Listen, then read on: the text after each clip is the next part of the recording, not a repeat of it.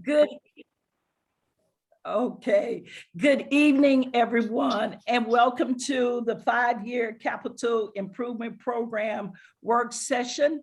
Meeting is now called to order. Clerk Pittman, could you please call the roll? Councilwoman Noah, Here. Councilwoman Griffin, Here. Councilwoman Burrow is absent. Councilwoman Robinette, Here. Councilwoman Lipka is absent. Councilwoman Nelson, Here. and then Mayor Jones. Here. A quorum is present. At this time, we will turn the meeting over to our city manager, Eric.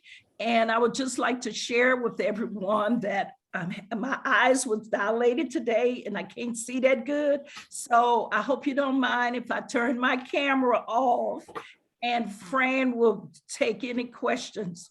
Would that work? Okay. All right. All right, good evening, Mayor. And, good evening, Mayor and City Council. Staff and I are before you tonight to introduce our 5-year capital improvement plan. City staff worked hard on this the past couple of weeks, but as a note, you will hear from staff tonight that there are some items we are still in the process of obtaining quotes for our final projections of. There are some vendors who have been a bit unresponsive, likely due to the pandemic and just being inundated with requests to be able to come out and do certain quotes. So we will update those numbers as those come in.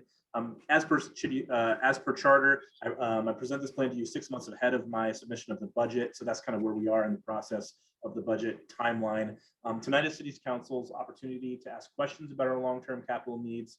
Staff is here to answer any questions you may have about their department's submissions, with the exception of Don Boyce, who is dealing with a family emergency. If there's any questions related to streets, let me know and I will get that answer back to you, or answer to the best of my capability. If City Council feels that there are items missing from this list or items you have concerns for or are not priorities, please give your feedback directly to me and I will have the CIP updated ahead of the budget process next year. As a reminder, CIP and budget are approved at the same time.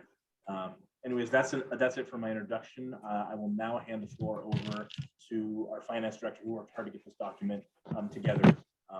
She'll start with a high-level overview of the financial impact of the existing asks within the CIP. Thank you, City Manager, Council. It's a pleasure to be here. I have the CIP book that was sent out to you all. I don't know if can I share my screen, Octavia? No.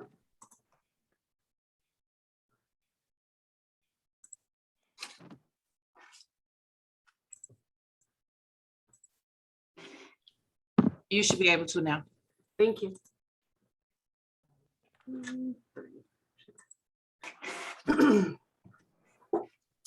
Okay, so as you can see, this is a work session binder for the 5-year capital improvement program. The way that we compiled this document is we get, I get all the information from all the department heads about what their plans are going forward for the next 5 years. They send me their information and their estimated costs for any projects. As well as what we call a CIP sheet, which is a detailed sheet that goes in the back of the book that lets you know, lets you more detail about the program. So it'll say like license plate reader or automatic license plate reader in the big spreadsheet. That's a terrible spreadsheet, I know, but it's the only one that really works for this. And then you'll have the detail of what that license plate reader is and the reasoning why we need it in the CIP books or CIP sheets in the back. So, if I may, the first time I wanted to show you is what is our pro forma, which is basically, it's our statements of fund balance and the revenues and expenditures and what we think we're going to be at. And I do want to bring to council's attention that it was brought to my attention today, this afternoon, that when you look at the fire department here, it's really small. Let me make that bigger. Is that easier for you all to see? If you look here, the fire department expenditures for 2020, fiscal year 2022, which is our current year, do not total $54,000. So there was an error there, as well as in with the streets, with some additions to streets. And on the last page, here it is with under non-departmental, because these totals weren't totaling because we were adding stuff in. And so I apologize. I should have caught it. I wish I would have had time to catch it. But I wanted to make sure you all had at least time to look at it for the year going out. So, or beforehand. Lexi, can you tell us what the new total should be on the fire department and the other two? Yes. So on the fire department, the total should be $199,000. Okay, and streets? Streets is $1,444,900. And non-departmental? Is $282,700. Thank you. You're welcome. So of course, by adding those expenses, that kind of changes our, that'll change what our change in fund balance is every year. And I have a different spreadsheet that an updated spreadsheet that I will show when we're looking at the fund balance, if that's okay. So can you see this, the new spreadsheet? Yeah. Okay, thank you. Okay, so as you can see, instead of having ending the year with $1,868,000 in fund balance, we dropped down to $1,321,000 because it's about a $500,000 differential, which then affects every outgoing year. So just as kind of an overview for those that may have not been here for the last CIP, basically what we do is we project revenues. So we take what we have budgeted for the current year and add a 2% increase every year out for our revenues. Our grants are based on actual projected grant revenue that we expect to receive. So this year, 2022, because we have a lot of STP projects that are going to be worked on by Public Works, those are all grant funded. So we expect a lot of grant revenue for 2022. 2023, we don't expect as much, and going out, we don't expect as much. So that gives us our total amount, and then we go down to the total assets. And so we are budgeting revenue of 2.6 million, and we have asset purchases of 2.4 million, and then debt service of $221,000. So when I first do this spreadsheet, the first thing I always do is make sure that I have all of our debt service payments in there. And this is really important because we have to make all of our debt service payments. That's how we get our bond, our Moody's rating, which helps us to be able to finance and do bonds and all of those good things. So we always put the debt service in first and then kind of work our way out from there. So this year also, we will have a transfer in from Parks of about $23,000.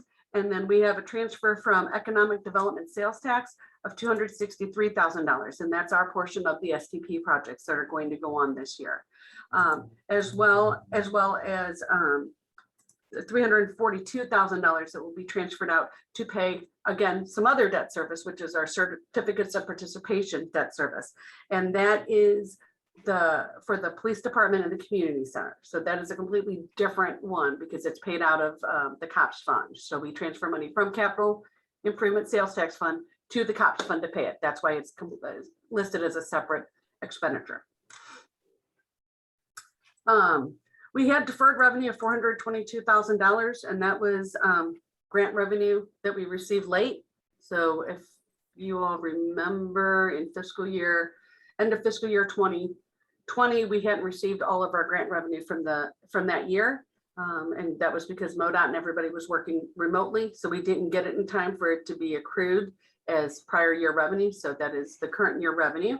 And then we also have additional economic development sales tax funds that we're transferring into the capital improvement to pay for the city's portion of those STP projects, because those projects, obviously, since they didn't get counted in the previous year, we didn't do the transfer for that year. So they're transferred in for this year, as well as to make up the overages, because we did go over on a few. So that is our portion of the street project. So that's why this fiscal year 2022 has those two notes there. Just to kind of make sure that everybody understands why those two are there and they aren't in any other years. So as you can see, we're anticipating ending about $1.3 million for this fiscal year, and then it consistently goes down. I do want to bring to your attention that in 2026, it looks like we're going to be in the red in $760,000, and that is because in 2026, the fire department is projecting they will have a need for a fire truck. We anticipate being able to go out and get a lease purchase for that. And so we won't have the hit of the entire $900,000 in one year. So That's why there's that big dip, but I don't want to add that into debt service until we know what that actually is, because then it's just purely conjecture. The second section of the pro forma is for the Parks Fund. And as you all know, we have a sales tax. We have sales tax and property tax for parks and stormwater. And so the parks sales tax has to be used for park stuff. It cannot be used for anything else. So same with the property tax for parks. It has to be used for parks only. So we have the net operating revenues of about 1.7 million between sales tax and property taxes. They're anticipating receiving grants of about $1 million this year, $1,007,000 this year. Their transfers out of 949,000 are the transfers that they have to do to the general fund for the overall operating expense of the Parks Department, because this is the full Parks Department budget, since it has its salaries and its services and supplies in here as well, because Parks Fund, everything is out of the Parks Fund. Excuse me. They have assets of about $1.2 million this year. They have debt service of about $223,000, and with a net change of positive about $371,000, which will add into their fund balance. As you can see, their fund balance grows and will continue to grow going out. And this is for several reasons, and we'll get into those more as we get into it. But one of the biggest reasons is by deciding to, one of the things that we've looked at this year, and I know that we talked about it in budget session, was we were going to divide out the streets maintenance, streets and facility maintenance from parks maintenance. And so Dave Musgrave was going to take over parks maintenance, and Don was going to keep the street maintenance, facility maintenance. So in doing that separation, Dave has realized that it doesn't make sense for him to have all of that staff all year long.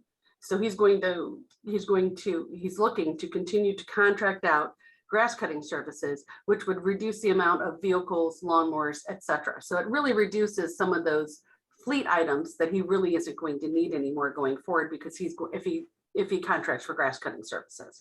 So that's why there's this big, this large addition to their budget. So that is it's a good thing. They still pay 1/3 of common fleet costs because, they're part of the city. And so there is some overlap, but the big majority of the things were all of the vehicles and lawnmowers and trailers and all the things that they needed to be able to maintain the parks.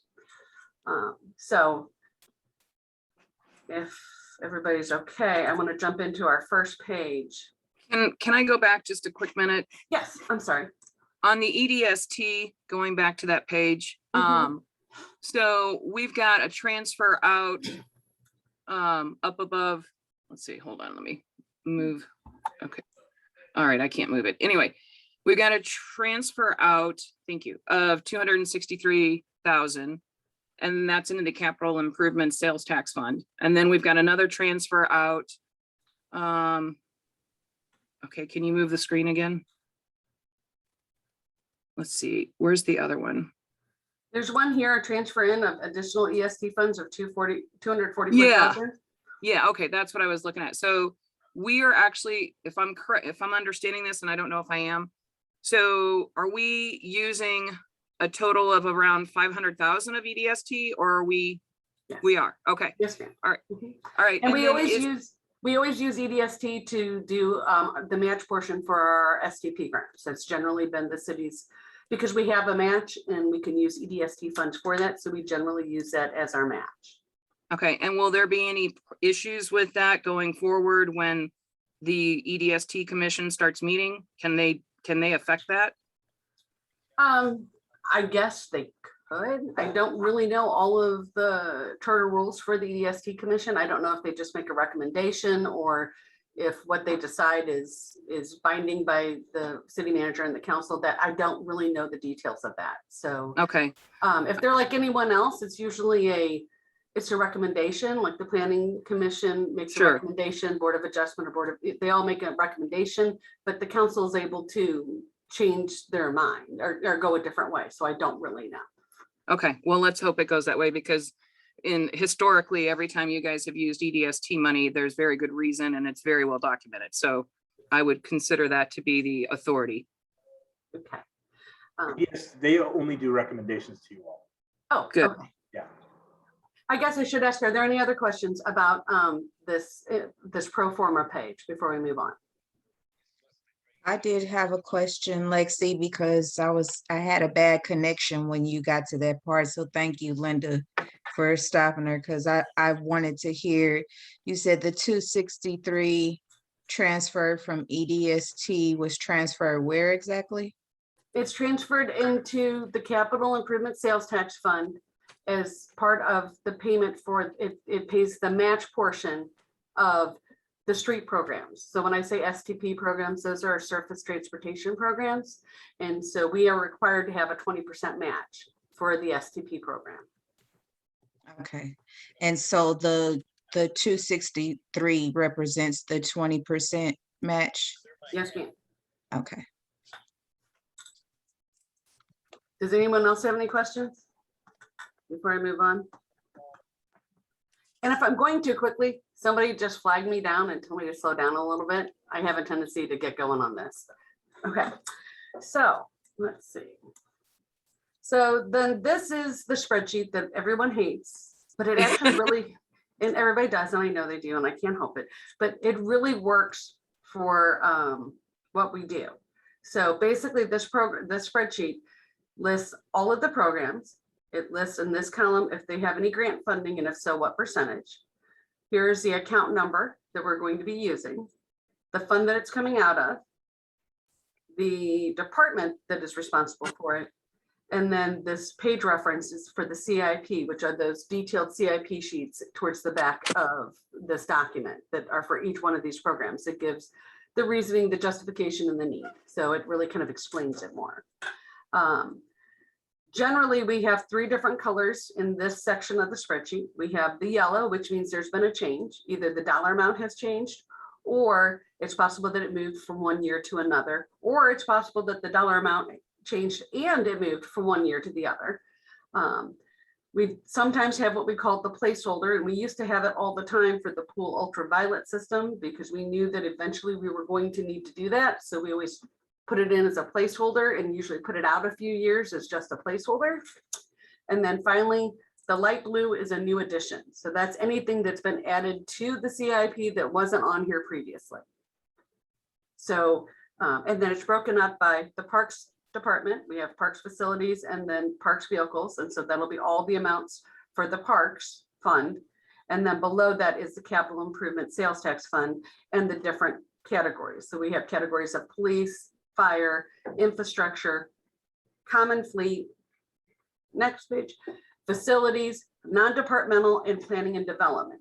Underneath that is all of our debt service, and then a summary of how much for each fund, or how much is being expended for each fund, the total assets and total expenditures, and as well as down here, which is probably the most important part, is all of the grant revenue. So this would be all the CIST grant revenue that's anticipated, and this would be all the parks revenue that's anticipated. So I know it's a horrible, horrible spreadsheet, but it puts all the information that you would need to know about a project as succinctly as possible, and it may be maybe not be as succinct as we'd like, but it's all we have. So it's the only way that we've done it, and I've tried to look at it to find another way, and I really haven't been very successful. So unfortunately, this is kind of where we're at. But if everyone is okay, is there any questions about how this form is set up and how it's laid out? Okay, then if everyone is okay with moving forward, I would like to have Dave Musgrave, Director of Parks and Rec, to explain some of his changes that he has and his projections for the next 5 years for the Parks Fund. Dave, are you on there? Okay. Yes, ma'am. Oh, Thank you, Lexi. thank you. Good evening, council. Good evening, Mayor. Good evening, Eric. I want to start with my daughters in the playroom behind me. So if you hear noises, I apologize in advance. So we'll leave with that. The first thing on the spreadsheet is the pool ultraviolet system that Lexi brought your attention to. We have been pushing that out, as she mentioned, for several years now. It is something our pool needs. probably in the next couple of years to be up to date with county and the disinfection of our pool system. We're able to use CARES or ARPA funds to acquire that. So we thought this was the year we should do it, being that we can use that for infrastructure. So that's the first change we made for this year. The next one is going to be the West Florissant Community Park Grant. I did some more research on it, looking at the actual grant that we acquired and everything else. The amount has changed. We actually got grant funding for a certain amount, 20% match. The total project is going to be $546,174. So I went ahead and updated that. We are making progress on that. Just to give you a brief update, we're meeting with some folks actually on Wednesday of this week for the planning process of that. I'm hoping to be sending that out to bid here in the next couple of months, and we start working on the actual construction, hopefully once the weather breaks in the spring this year. So my goal is to get that one wrapped up within the next 12 months, worst case scenario. Next change you'll see on here is the ball field renovation. That's the grant we just wrote. It's for the other part of the tennis courts. The other 4 tennis courts will be replaced, along with replacing the pavilion at the back of the park and a new digital sign at the front of the park. I should hear back on whether or not we get that grant here in the next 2 weeks. You guys will, of course, be the first ones to know. But I wrote that grant for the max we could this year, which is a total of $490,000 with a match of $475,000 in grant funding. The next change is going to be the uniform park signs. We had originally dropped that off of this CIP plan. However, we removed the truck in the next section because they can't order the truck because of the shortage in the chips. So I thought it made more sense to go ahead and get those park signs done. We had already allocated those dollars in the budget process. So we're going to try to move forward with the uniform park signs citywide. As you guys know, they're currently wood. They have to be painted every couple of years. They're not that appealing. We thought this was a good opportunity to put our new branding, our new logos out there, get some nice metal signs and make them uniform across the whole system so they look nice. That brings me to the next change, of course, which is going to be dropping of the parks truck. The other additions that you'll see, there's a Plaza 501 planning grant up at the top for $8,000. We've all talked about the Plaza project for several years, probably the last 6, if I recall correctly. There's a grant available for planning. It's a 80% match. So basically we can go out and get plans for the entire project of Plaza 501, whether that requires the farmers market pavilion, potentially a playground, maybe a splash pad, workout equipment, all the things that we want to put at Plaza 501 long-term, have it in one document so we can start writing grants for the different pieces of this project as we move forward. So hopefully this will be an opportunity to kind of get everything on paper that we want to see down in that area, and we can kind of move forward and piece it together as we move forward. Next thing you'll see changed up there, we changed the year for the gymnasium roof replacement. We pushed it back a year. After we had gotten the work done last year, it was brought to our attention that the whole gym roof doesn't need replaced immediately. It will be needed in the next couple years, but there are no active leaks currently in our roof throughout the whole community center. So we felt comfortable pushing that back one more year. Where did you push it back to? Which year? 2024. Is that the 160? I'm having a hard time seeing that. Yes, The ma'am. small stuff. 160,000 pushed back to 2024. I apologize. I need a magnifying glass and my glasses for this. You are perfect. Dave, Yes, ma'am. oh, I'm sorry, go ahead. Which one was the one where we had talked about an amphitheater close to the area right off of West Florissant? Where is that located at? That's the West Florissant Community Park. That's the one that went up to 546. That is hopefully getting done in the next 12 months. That's one we just spoke of. And truthfully, I don't know that it's going to be an amphitheater. I think it's going to be more of an open air pavilion style. That way it can be more useful to the community in that area. But that's something we will definitely discuss before we send out anything out to bid. My plan, like I mentioned, is to get all these plans finalized with the firm that we're using and then bring them back to you guys just for a kind of heads up. Here's what we're sending out to bid. And it'll kind of go forward at that point. But yes, that's that project. And didn't we did get a grant for that, right? Yes, ma'am. The grant amount is right around $469,000. So we'll be able to utilize that if we wait. Okay, I just want to make sure that if we won't expire, we'll be able to use it. Okay, thank you. No, full transparency, I have now wrote 2 extensions on that grant to keep it. So we are good right now for another 1.5 years as far as the grant funding is concerned. So we're Good, wonderful, thank you. not a problem at all. Dave, I have 2 questions real quick. Go ahead. So the grant that you said we're waiting on, the 95% grant on, I think it's the forest wood renovation. Yes, ma'am. If we don't get that full amount, is there a plan B to cover those costs? I don't want to speak too much out of line, but yes, there's a chance we might get partial funding. And I think the partial funding should do at least the tennis courts. But I think worst case scenario right now, that's what we would go with. So we would get a partial grant on it. We'd be able to do the tennis courts. We would have to wait on the pavilion and the sign at this point, but I'm okay with doing that. I'll kind of lead into the grant on some of these other items and give you a little bit more backstory so you'll understand that a little bit more. But that speaks directly to that Forestwood project. All right, and then my second question before we move on, this might be more for Lexi as well as you. On the CIP booklet that I downloaded earlier, I think it was the one that you had amended, Lexi. Mine is showing 100% and quite a few more columns for grant amounts than this one is. So is this the more updated version? I don't know. Let's see. For park stuff? Yeah. Let me double check myself. The perk stuff, the only thing we've ever had 100% funded would have No, my bad. I was looking at capital improvement projects funded. Sorry. been. Okay, yeah, and there's more down below. This is the only one up here for our. Okay, I'm done. Thank you. Not a problem. The other ones that we kind of highlighted and moved around a little bit were the other park municipal grants and then the community center AV upgrades. We pushed the AV upgrades up a year. It was in 25. I'm moving it to 24, primarily because I really think that's a potential revenue generator. We all know how much our event space is rented out, how many times it's used for special events, and how terrible our current AV system is over there. I think we have a chance to put some money in there, potentially do some upcharges to have people have access to those things. And I really think it could be a revenue driver for the community center and our rental aspects. So that's why I pushed that up a year. The next addition, of course, is going to be the Parks Municipal Grant in 2027. And I think that's everything for the parks facilities. I alluded to earlier about the grants. I'm going to be 100% honest. We've been very lucky with our grant. We've received about $8.1 million in 22 years. The grant 100% is based on a scoring matrix. And if we keep writing the grants the same way we're writing them to make improvements or to kind of maintain existing facilities, there is going to come a year in the very near future where we aren't going to receive this grant. You get additional points for adding new facilities. And you get additional points based on your population. So if we can come up with new facilities, like I mentioned with the Plaza 501, if we're adding something new, we'll get more points. There's a higher chance we'll get that grant.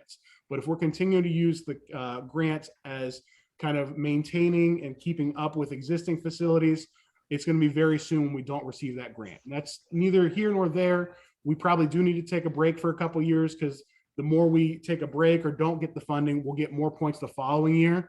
There's many municipalities that only apply for it every 3 years intentionally, because they get additional points for not applying for it so regularly. The bottom line here in Ferguson, we depend on that funding to keep our parks facilities up. We don't have the high dollars that some of these other municipalities have to make the improvements with our tennis courts, the pavilions, the playgrounds, these things. We just don't have the money. So we need to write this grant. But I wanted to be upfront with you guys that in the long run, it is going to harm us at some points. So we're not going to be able to rely on this forever. But at the same time, it may be a year we miss it, it may be 2 years we miss it. It will come back around based on the point system and we will get it again. But just to be 100% upfront with you, at some point that is going to catch up with us. I had a question really quick for Lexi. And before we got too far along, I remember you mentioned the cost of the fire truck on the previous page. And what was it, 2026? Yes. Okay. Is it possible to take that 900 and break it up over the next several years so that we can already be putting that money to the side so that come 2026, we're not expecting that big $900,000 bill? Like, is that possible for us to already start putting that up now and accruing some type of interest over time? We don't really, I mean, we just have fund balance. So, our fund balance is our savings account, and we don't have a separate savings account for fire trucks or other equipment. It's just always our fund balance, which is why I always say we try to keep our fund balance from being zero or really low. Because that's part of how we do stuff.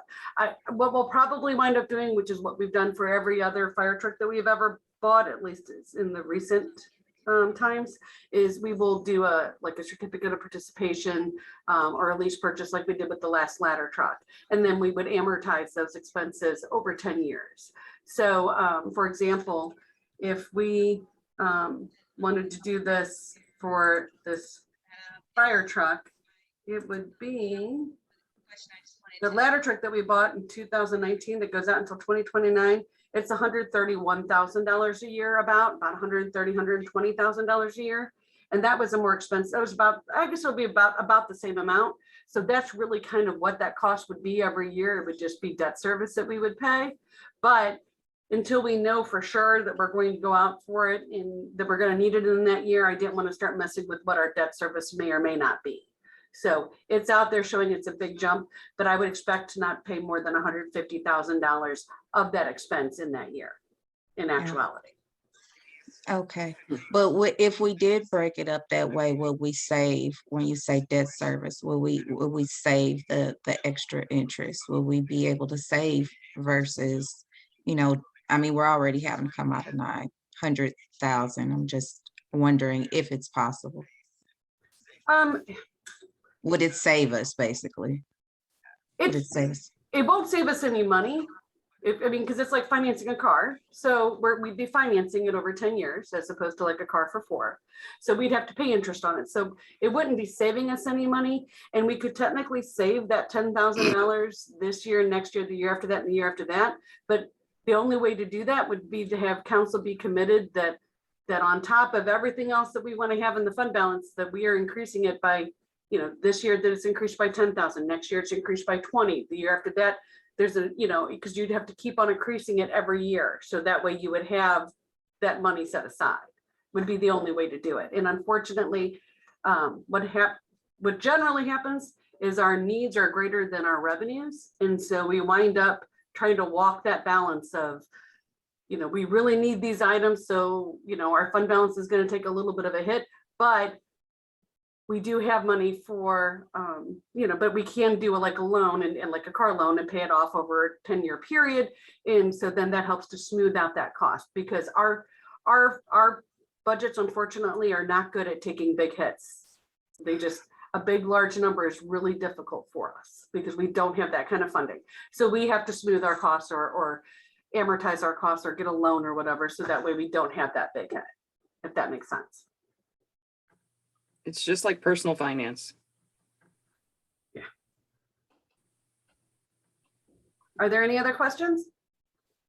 Yeah, I got a question for Dave. So Dave, is the mailing Great Rivers, the Greenway, is that part of the West Florissant community?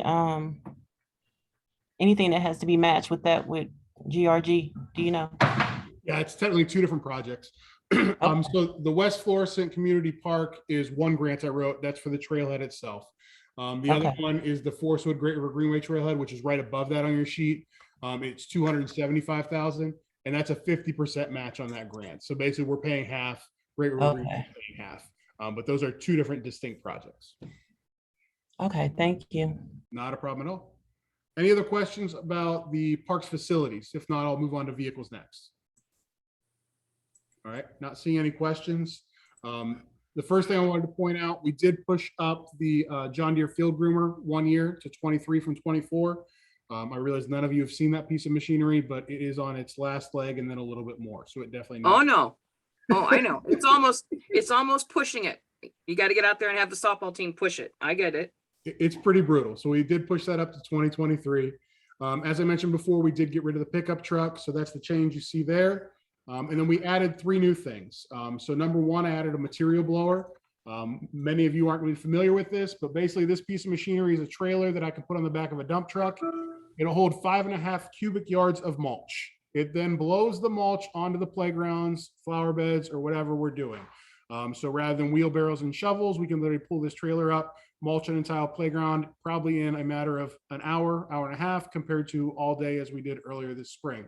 With the reduction in staff and that kind of things, I really think this piece of machinery is going to make a big difference in the department.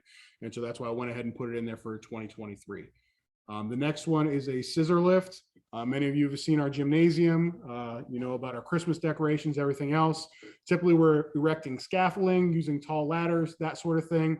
I really think it's a worthwhile purchase to grab a scissor lift to be able to address all of our lights that are up high throughout the community center and the event space, and B, help with our Christmas decorating and all of our other holidays.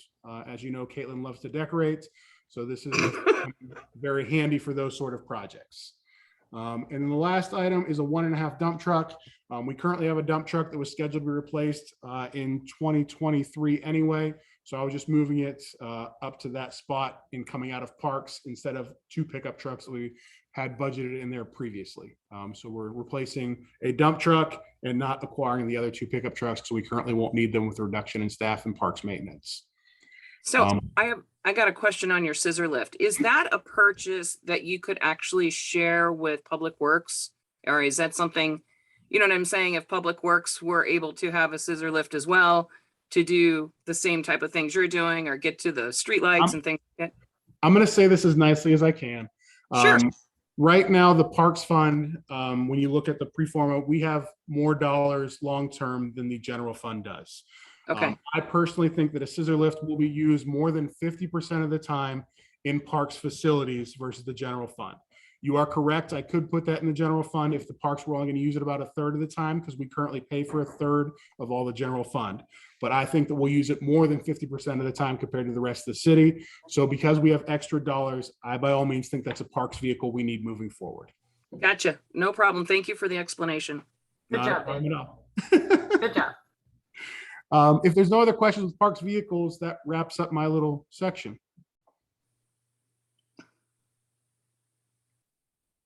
All right. Well, thank you. Thank you. Okay, so the next section that we have is now we're going to move into capital improvement sales tax fund, which is the main capital improvement fund. So this will be for all of our other capital improvements. The first section is police, and I would like to ask Chief McCall if he is ready to present the police items for this next 5 years. Yes, ma'am. Thank you, Lexi. Good evening, Mayor and Council. Basically, looking from what I've been able to review, we do have our first change is from the vehicle purchase, which was $220,000. I bumped that up to $230,000. The reason being is because, first off, the vehicles that were selected are a different body style than what we've previously been using. There are the new Tahoes. I wanted to ensure that just in case the equipment from, say, vehicles that they might be replacing are Explorers, or even well, it would be the Explorers that they will be replacing to ensure that that equipment is transferable within the interior of those vehicles, as well as your overhead lighting and things like that. Secondly, when I was looking at the number of vehicles that we were going to be receiving with this budget, I went over to the garage, and it was brought to my attention that we have 2 vehicles that are there that were in need of motors. I talked with the garage; they can get the brand new motors for approximately maybe $4,000 each, and those vehicles can be right back on the road. These 2 vehicles are the Dodge Chargers that we have also. So instead of getting 4 vehicles on the road, we can get a total of 6 on the road, and hopefully be able to phase out those old Crown Victorias that we have, be it for auctions or different things like that the city can somewhat benefit from, as well as working with other departments such as inspections that might need some Explorers and some other things that we do have that we've already been able to work with them on that.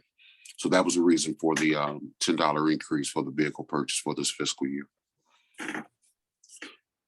The second change for this fiscal year, if you notice, the $7,500 for the weapon storage systems, I eliminated that.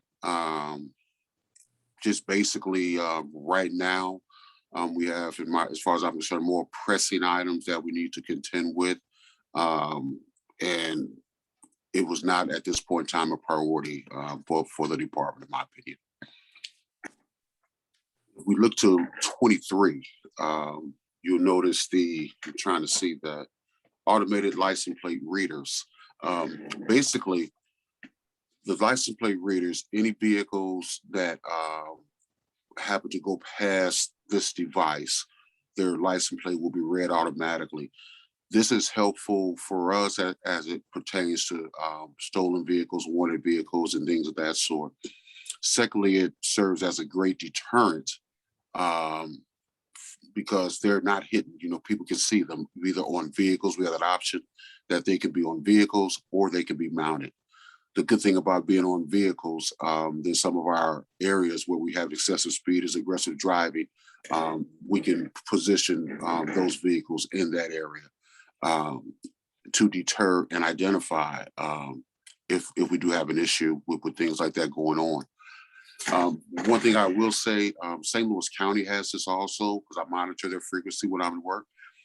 And the things that happen, you'll be surprised how many stolen vehicles are driving through North St. Louis County right now that are being driven past these readers. They're being identified. And the best thing about it is that people said years ago, you cannot run a radio, which is true. But at the same time, you can get vehicles in position to that general area to possibly take those individuals into custody without having a outlandish vehicle pursuit where innocent people become victimized. The second edition is the Star Chase. The Star Chase is a high-speed pursuit alternative. This goes back to what we just spoke about a second ago. Basically, in dealing with the consent decree as well, vehicle pursuits are counted as use of forces. Okay, this is an alternative of a non-lethal tool. Basically, it's like this, that if an officer, you have a speeding vehicle or a person that is refusing to stop, it's a projectile that can be fired into the body of that vehicle. And that also can just pull over, because right now it's a GPS homing device. And the thing that it's going to do is let us know in real time where that vehicle is, where it's going. So later on, we can go, and if we're going to tow the vehicle, we can go get the vehicle and hold the vehicle till the person comes and turns himself in. But this will eliminate, once again, this reckless driving as far as vehicle pursuits, endangering innocent people. And right now, in my opinion, when we look at law enforcement, we're at a point where we got to sometimes think outside of the box and anything that can deter. And if you notice, I have that for both years. And the reason that I have that for 2 years primarily is because with the way our department is set up, we have 2 squads. So we can have at least 1 unit on both squads. And that would just give us that total and that coverage with that out there 7 days a week. But also will free up to once again address our high volume areas. Like I said, deterrent is probably one of the best tools that we have in law enforcement. Chief McCall. Yes. I mean, the way you've described it, this thing sounds phenomenal. Is there a reason we can't put it in the current budget and make an amendment to get moving on this quicker? No, it's not no, I don't have a reason why we couldn't. The thing I was just trying to do is to try to be fiscally responsible. And then with the point with our vehicles, I wouldn't want to get it, say, within the next 3 months, and then I got to send it to the garage because I don't have a vehicle to put it in, and things like that. But it can be done. We do have, we still have some quality vehicles. We just got a lot that we need to get rid of. But, I have no objection to that if that's the council's pleasure. I've got some questions for you, Chief, before we talk about putting it in the budget. I did have some questions. That's interesting that you have that. I was just wondering as you were speaking, when does the automated license plates readers actually record, or is it just constant? Or does it have to be activated by someone? Once you have it out there, it's out there. So the point of it is that in certain areas, they're say like you have the mounted ones, and it's like when you're driving to Alton, Illinois, that they have them there. So every vehicle that goes across that bridge that's stolen, they're going to get a hit on it, and it's in real time. So we don't have to cut it on and cut it off. Now, if it's mounted on a vehicle, of course, if the vehicle is idle, not being utilized, of course, it's not going to be on. But I'm sure that's something that we can control. So I would think that even if we had one, say if we had it mounted on a fixed object or something like that, it would be at our discretion when to activate it or when not to activate it. But once it is activated, it's like basically reading, everybody's looking for like that stolen vehicle that you mentioned, right? Yes, that too, and also a benefit for we can input. So hypothetically, if we're looking for someone, a missing person, a missing vehicle, an abduction, things of that sort, if we have the license plate information, we can feed that into the system. So it's going to alert if that license plate goes within its vehicle.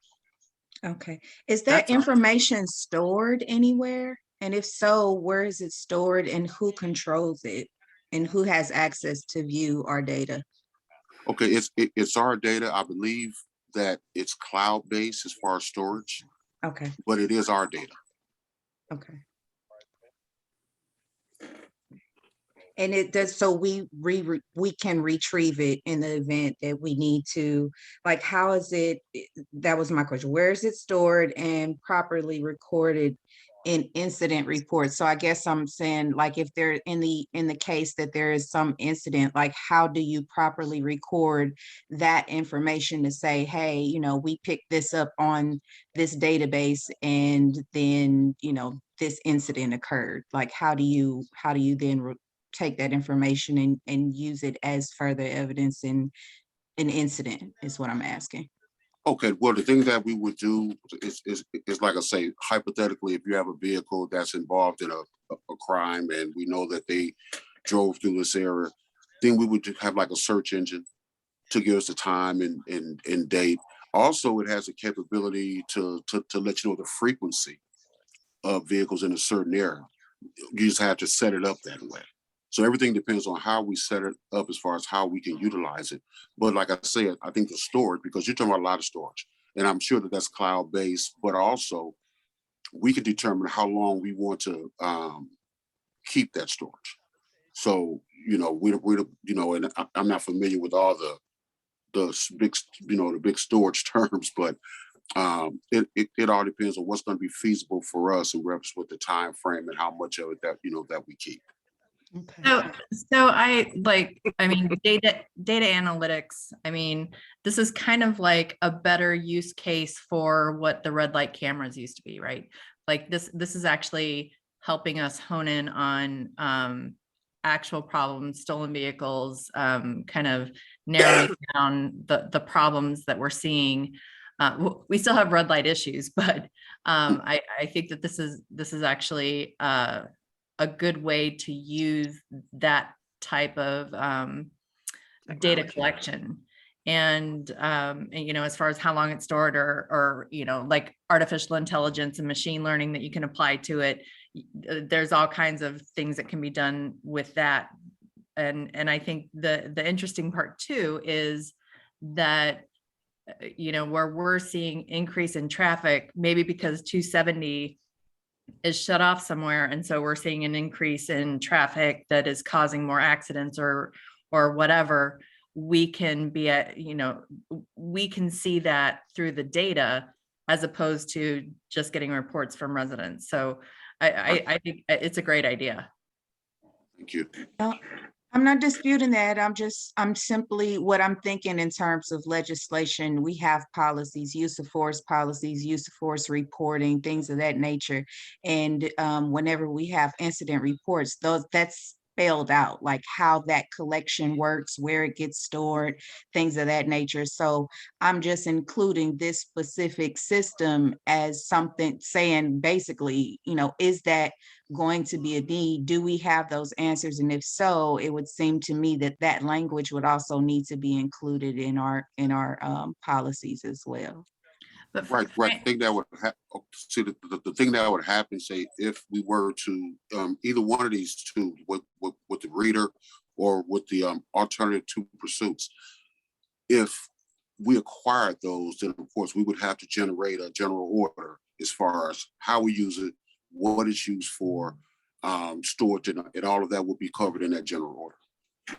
Thank you. Yep, that's pretty much what I was wondering. Thank you. Oh, okay, no problem. Let me see.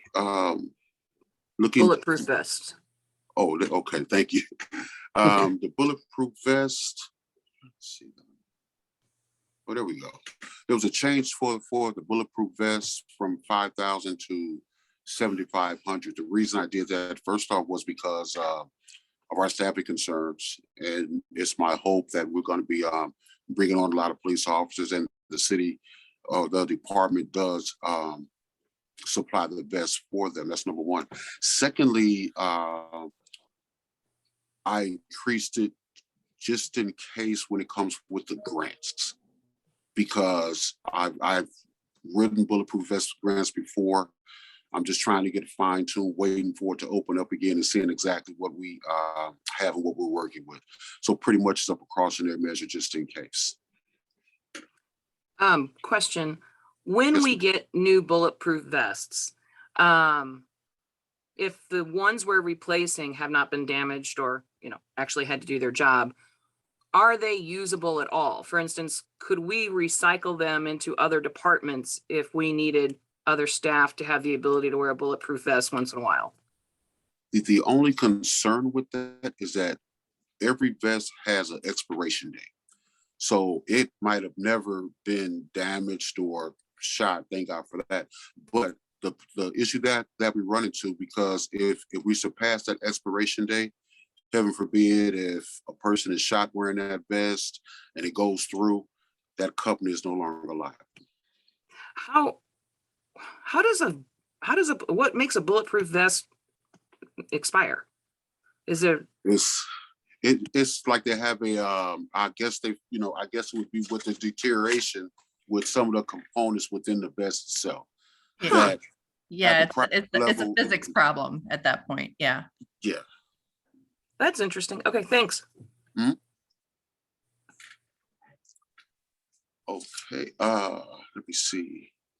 And I believe the other was I think that was 27. And basically for the vehicles was to maintain the continuous upgrades of our fleet. The body cams as well, because we're going through so many years, and after I think it's 4 to 5 years, you pretty much overhaul your body cameras, and we're including that with our dash cameras as well. The vehicle laptops as well. Right now, we did get some. I don't want to call them like iPads, but what we had purchased really wasn't feasible for law enforcement. So we get going back with the actual the mobile computers or things that's more similar to those that would be more beneficial and usable for the officers in the field. Because right now with some of the hookups and connections, they're not even functioning. So we have items in our vehicles and officers who have to come to the station to reports. So that's to continue the updates in our software for our officers in the field. And the same thing, of course, I touched with the vest, so we can continuously, because I foresee us having a continuous hiring process when it comes to our staff of the police department until we get to where we need to be. Does anyone have any additional questions for me? No, I guess the only thing I would say, first of all, thank you, well done. But as you said, it's on the behalf of staff. I mean, council's pleasure, but as one of the council members, if there's any way we can move a little faster on your Star Chase program, I think that would be awesome. Yes, ma'am. Thank you. And congratulations on your appointment to the board. Thank you very much.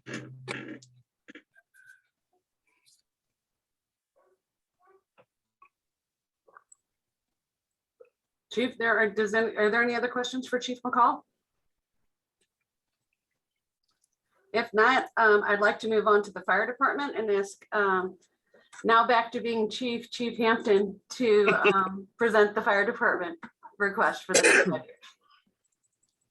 5 years. Thank you, Lexi, Mayor, Council, Eric. Always a pleasure to be in front of everybody.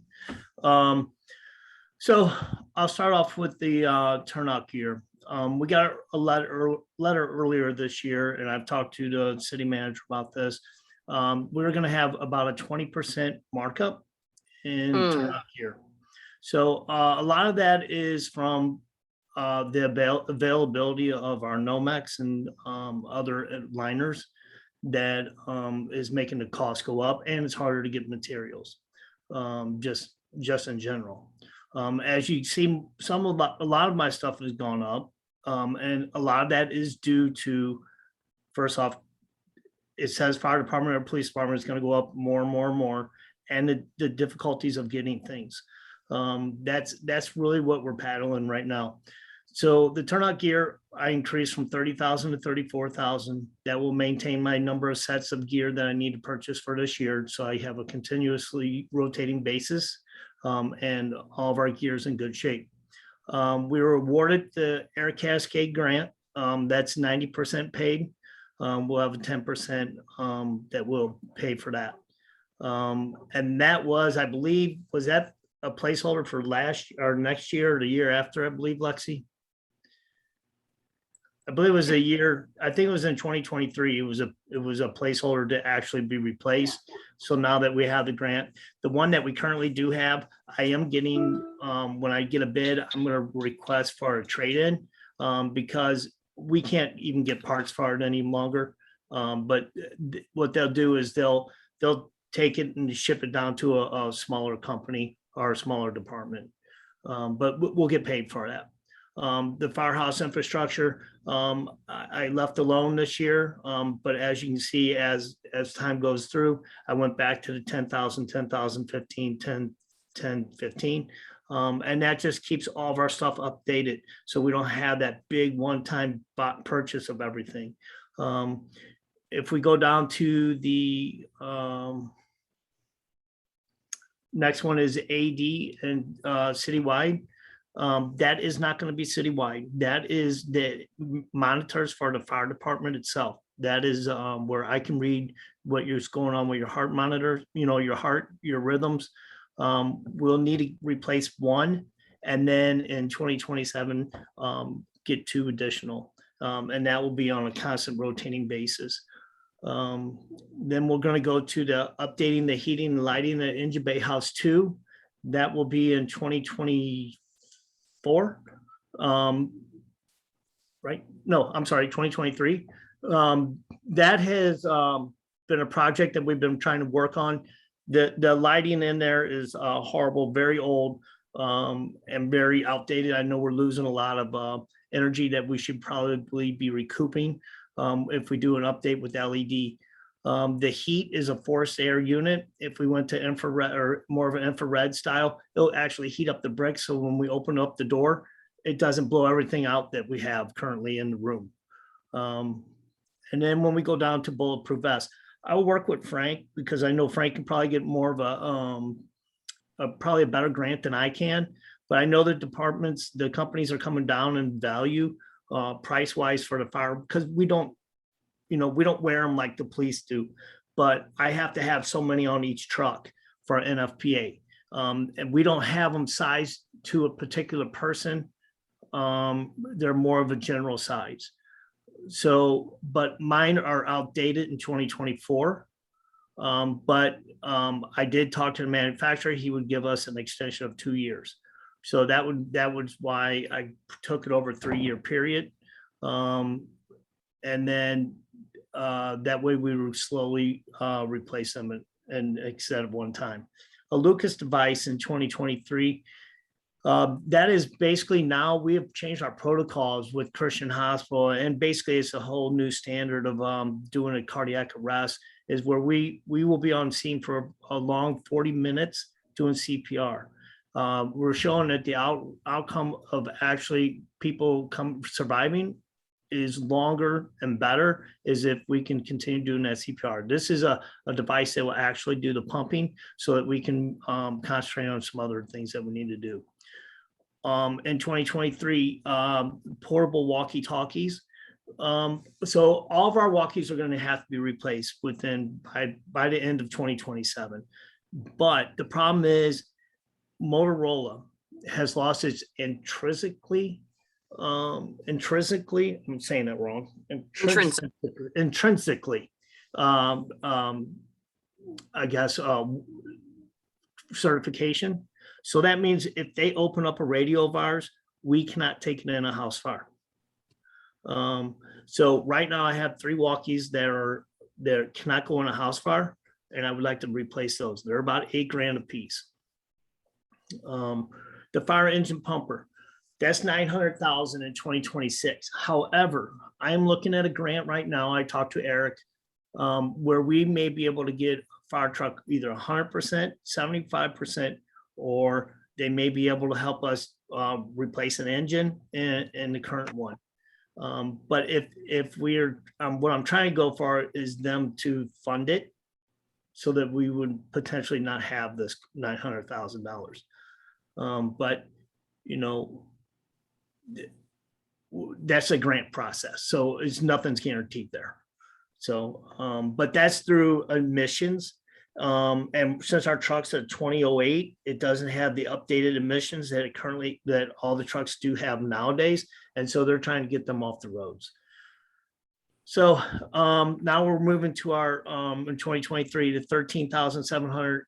That is going to be our reporting software. That's for EMS and fire. Firehouse software is basically bought out by ESO, and now we are having to switch over to ESO. This will be a whole new reporting system. This is a one-time fee. Then the rest will go into the budget. This is basically the software to set up and the change it, the getting everything stored in one spot. The training room audio visual. I know when we did the update, when we did it, I believe it was 2 years ago now, or 2.5 years ago, we talked about making sure that we're not going to be in the same boat that we were in, and that we were going to keep trying to replace things and keep the thing updated. So that's why that I had an additional 5,000 in 2026, I believe. Replacement of fire equipment. Again, I added another 20,000 at the end. It's because we don't want to have that big bill, you know, just 2 sections of 5-inch is $20,000. And I carry 1,000 feet on each truck.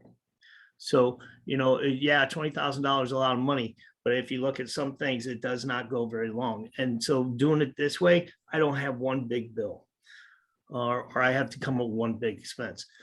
The command vehicle 3002, we did increase it by 7,000 or by, I'm sorry, 5,000. And that's due to the command boards and the lighting. Everything, you know, has gone up, and I wish I could say I could have kept it at 65, but we did go to a bigger vehicle. We went from a Tahoe to Chevy Suburban, and part of our reason is we carry equipment in that truck, and that's why we need to Suburban. Then on the command vehicle 3000, as you can see, I took out the 50,000, I believe it was, in 2023. And we are doing, I'm working with Frank on a vehicle, and I will be giving Frank a vehicle for the detectives, and I'm getting a vehicle in return. And this is just some lighting and some for my computer and stuff like that. Then the thermal cameras on the very last line. We did get the 90% funded grant at 17,000. That's this year. However, those thermal cameras are not, they have to be decision-making cameras. I know you're going to say decision-making, but they're different in FPA. The ones I want to get in the 45,000, and maybe I'll be trying to get a grant through Firehouse Subs and through other places, is a non-decision-making camera, which means is I'm trying to get everyone a camera. If they're smaller, they don't have as much, like, you know, where I can pinpoint into the walls and things like that. This is more of a quick I can see where if I need to have, make a quick rescue or not and move on. That's pretty much from the fire department. I have one question. Yes, ma'am. And this question is asking you to look into a crystal ball, but we're hearing a lot about electric cars and electric fleets and, you know, Amazon saying they're going electric with all their delivery trucks and so forth. Is that going to be an issue? Do you see in your future? And have you seen any numbers yet on what an electric fire truck would actually cost? Yeah, right now there's one. It's they got a couple out there, but the lowest that I've seen is about 3.5 million, and that's yeah. So, but you know, as everything is new, you know, they're very expensive. You know, you look at battery powered equipment right now. You know, 3 years ago, what I could have bought for $20,000, now I can get for, you know, 5 or Okay. you know, or 8. So I think as technology improves, and so will the cost of that will come down. I'm just wondering if we're looking forward to 2026 at buying a truck, should we actually be considering the electric at that point? I still think it'd be too early. Okay. And just me thinking, you know, where we're at and where the electric is, you know, I already see a bunch of issues that they've been talking about. And I think we should let them have at least 5-6 years before they even really say, all right, this is the way we got to go. Got it. Okay. I just want to invest those dollars. Yes, ma'am. I'm Yep. done. That's not a technology you want to be a trailblazer in. No, not on fire.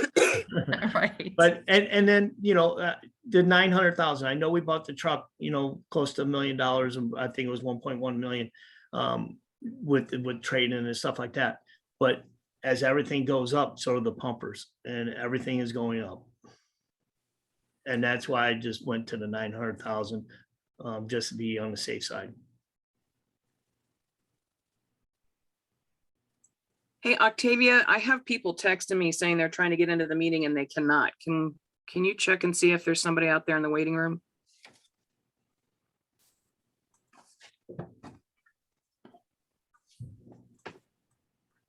Are there any other questions for Chief Hampton? Thank you. And can you hear me now? Hello? Yes, Yeah. ma'am. Oh, okay. I was saying, let me check, but I felt like I wasn't able to get in. I didn't think you guys heard me, but okay.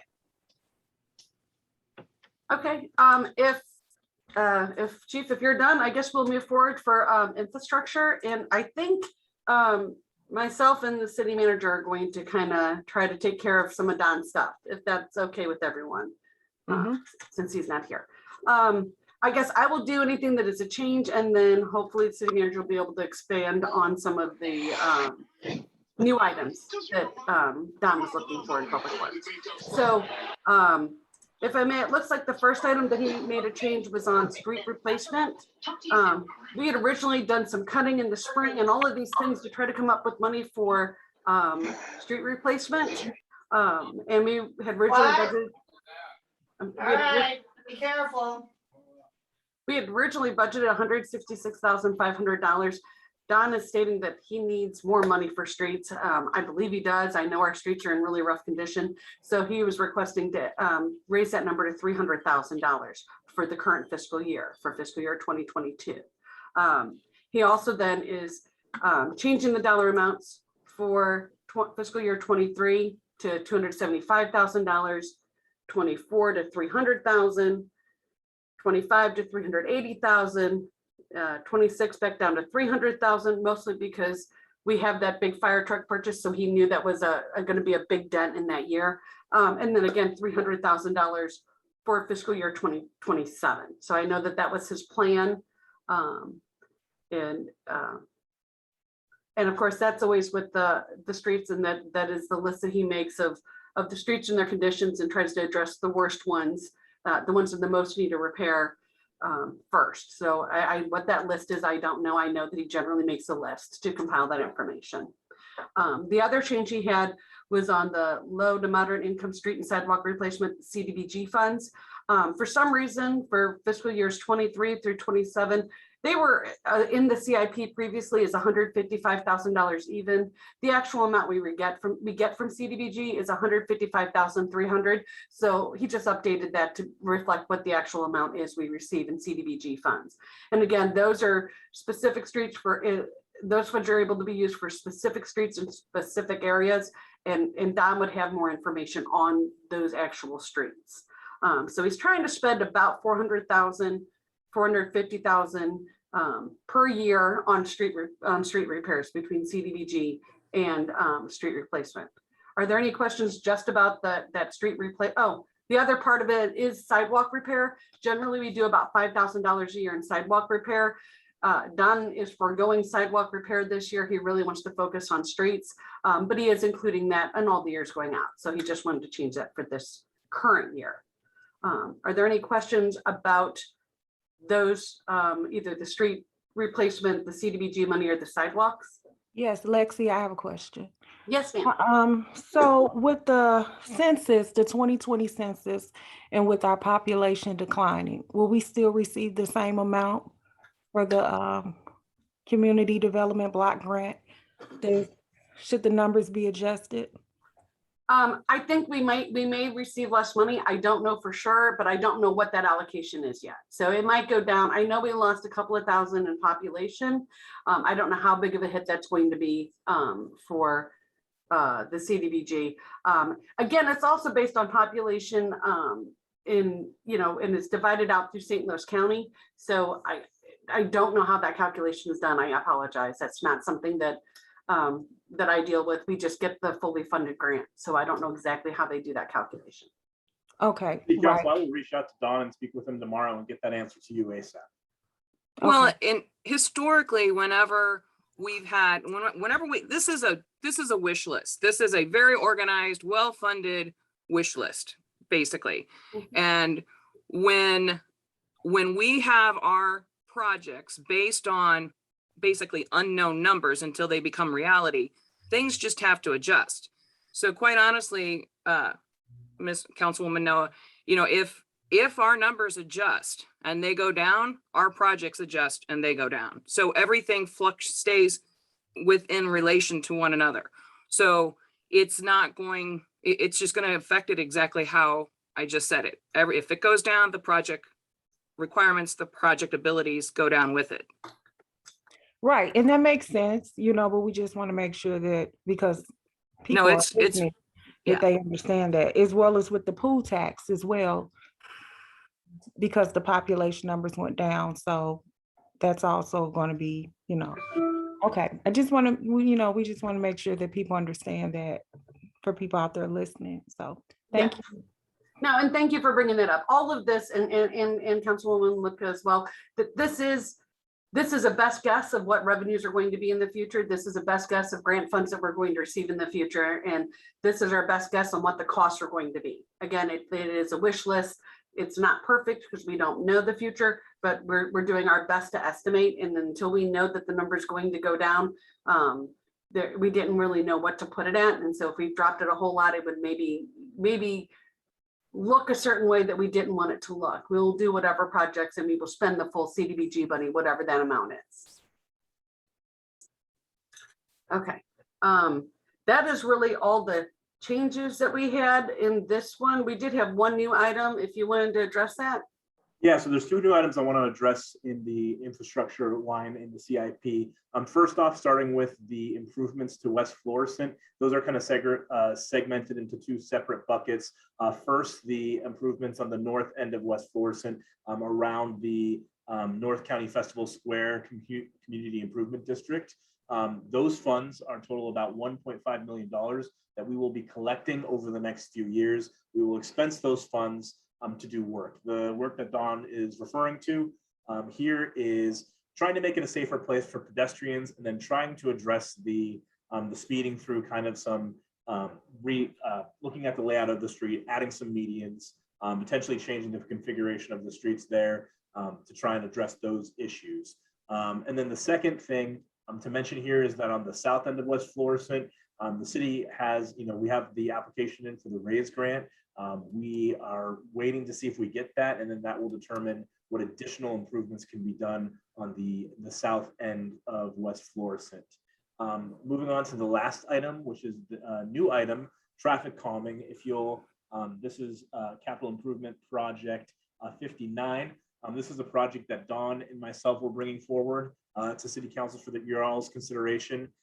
So there is this idea in public works infrastructure over the past five-ish years that by painting lines, Yay! that by painting lines on the road, that it gives the illusion that someone is accelerating down the road will prevent them from speeding. The idea being is that if you are speeding down the road and all of a sudden you think you're accelerating faster than you're already accelerating, that your animal instinct will kick in and you'll slow down. So what's before you today on that $30,000 line is, I would anticipate that it would even be potentially a little bit less, is that Dawn and myself would like to do some of this traffic kind of optical illusion painting on Ferguson Avenue going up to the garage. The idea would be is that we would set up a radar a couple weeks ahead of time, and then a couple weeks after installation for about a month to 2 months to see if the speed stays down after the installation of these painted lines. And I would also add to that, because you and I've had long discussions. I've had discussions with Mr. Boyce about this, and even before the two of you came on to the city staff. There are a lot of studies. They originally started in foreign countries, but now they're all over. And there's a lot of studies in the Denver area and in all major cities where this is working. And it does have a gradual it does gradually work less and less on your daily residents, but it still works even on people that are new to your community or new to that traffic way or thoroughfare or whatever. But it has very, very successful rates at a very affordable cost. Kind of adding to the body of research that Councilor Lipka speaking to, in Pennsylvania, there was a study conducted, and a year after the painted lines were installed, the average speed still stayed down about 10 miles per hour. I wish we could do it on Chambers Road. What about And the only reason why I'm saying that is because it's just about the same distance, if we were to do it from West Florissant to Elizabeth. And that's really where the speeding is an issue on Chambers, right in that area.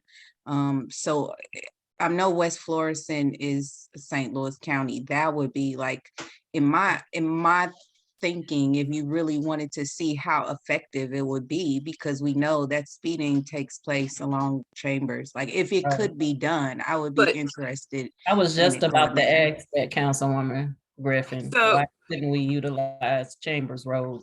Yeah, so that's the speed area right there. So to kind of let you guys, absolutely. But one thing to keep in mind, Councilwomen, is that we need to start this out on roads that Ferguson owns and can control, because when we go after streets that are controlled by the county, if you remember, the county said that if we came in and did traffic calming on their roads, they'd take it down because they already did their studies and they didn't think we needed it. So what we need to do now is what Mr. Osterberg and Boyce are saying to us. We set it up. We do it on Ferguson Avenue. We track it with the radar. We create our data, and then we can go to county and say, look, we already know this works. Here's the data. We want to put it on Chambers now. Will you let us? So it's a matter of getting your ducks in a row so that we can then take care of those roads that you guys are referring to, because that makes total sense what you're wanting. I totally agree with you. Phaedra, you and I have citizens in our ward that keep having cars landing at their front door, so on Chambers. So yeah, we need to find a way to get the county to listen to us. And this is a great way to do that. And it's affordable. And is this something that has to be approved by the traffic commission or something? No, this would be just like every other commission, Councilwoman Nelson. It would just be a recommendation. So I've got a question. A recommendation. Okay. I've got a question, and maybe someone can explain this to me. What is the process of getting it approved to be done on Chambers. And I hear what you're saying, Linda. Who was it, which department specifically told you that it wasn't allowed? Because sometimes I know, it may be worth trying another ask or trying a different way. Like you said, I hear what you're saying. Get the data to prove that we need this, because everybody, I know there's not one of us that's on this meeting right now that believes that it's not needed on Chambers. We know it is. So I'm just wondering, like, which department and what the process is, and would it be worth another ask? So everything's always worth another ask. So, because first of all, the squeaky wheel gets the oil. So if they say no, we just keep saying, why? But what I would answer to you is, I don't know if it was under John Hampton's intern or if it was under Jeffrey Bloom's intern, but county came in and did a study on Elizabeth. And I think it was one of them came back and gave us the study. Heather, maybe you can help me remember the exact dates and stuff. It was Armstrong that did, we wrote a letter to St. Louis County. Right, okay. And they came in and said that to do the study. And from the study, they told Armstrong that there was no speeding or traffic on Elizabeth, and people were only driving 5 miles over the speed. And we went back to the Public Works Director for St. Louis County, sent them letters from the citizens, and they supposed to be looking at it again in 2022. Right. So Fran, yeah, that was one of the things. And then when I reached out personally, I reached out to county, and I was reaching out to them regarding Chambers, and I pretty much got the shutdown on that too. So, I mean, it's a matter of continuing to reach out to them. And Rita Days, or however you say her first name, I apologize. I don't know if I say it correctly, but she is the representative for that department, commission on the county board. So she is actually who we need to reach out to and talk to about this. And I have reached out to Ms. Retta on that. So, I mean, she knows that there's an issue, there's a concern, but Could there possibly be a letter from the city with everyone? I mean, I don't want to take away from what Councilwoman Nelson has attempted, but I think it might make a different impact if it comes from the city, if that's something that the city is interested in doing. Well, I would say we don't know if the city hasn't already done that, because I know this is something that's been on their radar for quite a long time. So city staff may have already been doing that. I know I've reached out, and we can all reach out, and I encourage citizens to reach out just as much as we do. So in a former life, we did send a letter, Jeffrey Bloom and myself, we sent a letter to Public Works with 6 or 7 emails from the citizens on Elizabeth, and that prompted them to do that study. Yes. Sounds like we need some next steps from the city now. If I may, can you all hear me? Yes. If I may, so in my former life, I worked in county management, and one of the things that we as the county government did in Colorado is that when there were situations like this where a city wanted to make improvements on a road, but we pulled rank and said, no, we're not interested in it, is we went back to the table with the cities and we said, look, we'll give you a portion of it, we'll enter into an MOU, we'll give you a portion of our road and bridge fund receipts annually, and then you'll just be in charge of that portion of the road. Well, essentially you'll devolve that portion of responsibility to the city. So maybe one of the things we could do, or perhaps consider, is approaching the county and trying to get a chunk of Chambers transferred over to us, and then we use the funds that we receive from the county to just do those improvements ourselves. Well, during the summer, the city engineer talked to John Hampton, myself, Don, and Elliot, and he proposed that we go to St. Louis County, to the Public Works Department, and see if they can change Elizabeth and Chambers to STPs. And that would be a big difference. So the same thing we did on St. Louis Avenue and Elkins in Ward 1. Possibly can be the same thing done on Elizabeth and Chambers with the traffic counters. Mayor and council, is Hereford part of St. Louis County's roads? No, not, I don't think so. If that's ours, why can't we do it on Hereford? Everything I've ever read over the year, all the years I've lived here, is that Hereford is Ferguson's. And that's what I believed. I've also believed. I think we may have to reach out to Don and see if we plow that. If we plow that, then why not try there first? And then we'd even have more of a proof to go to county and say this is working. Yeah. And would it be less of a cost because that's a shorter distance as I was well? gonna say, that's a much shorter distance. Yeah, but it's a nice little microcosm of what goes on the rest of this section of road that we could show them. Yeah, I'm just thinking material wise and such, in terms of would it affect the distance? I mean, the cost of it, that's all. All right, are we going? So staff will look into the potential of, instead of running that pilot on Ferguson Avenue, looking at Hereford, if we can do that. Okay.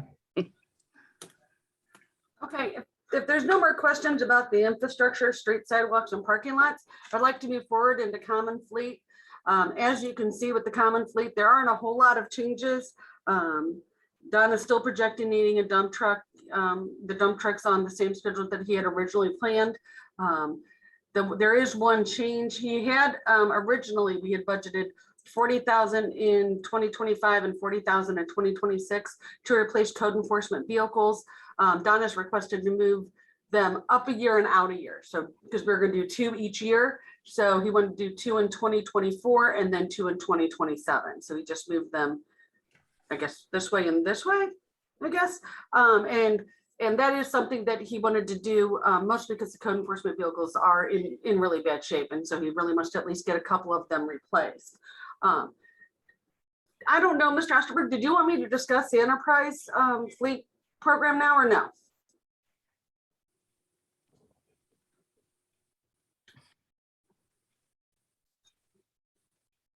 Eric, are you there?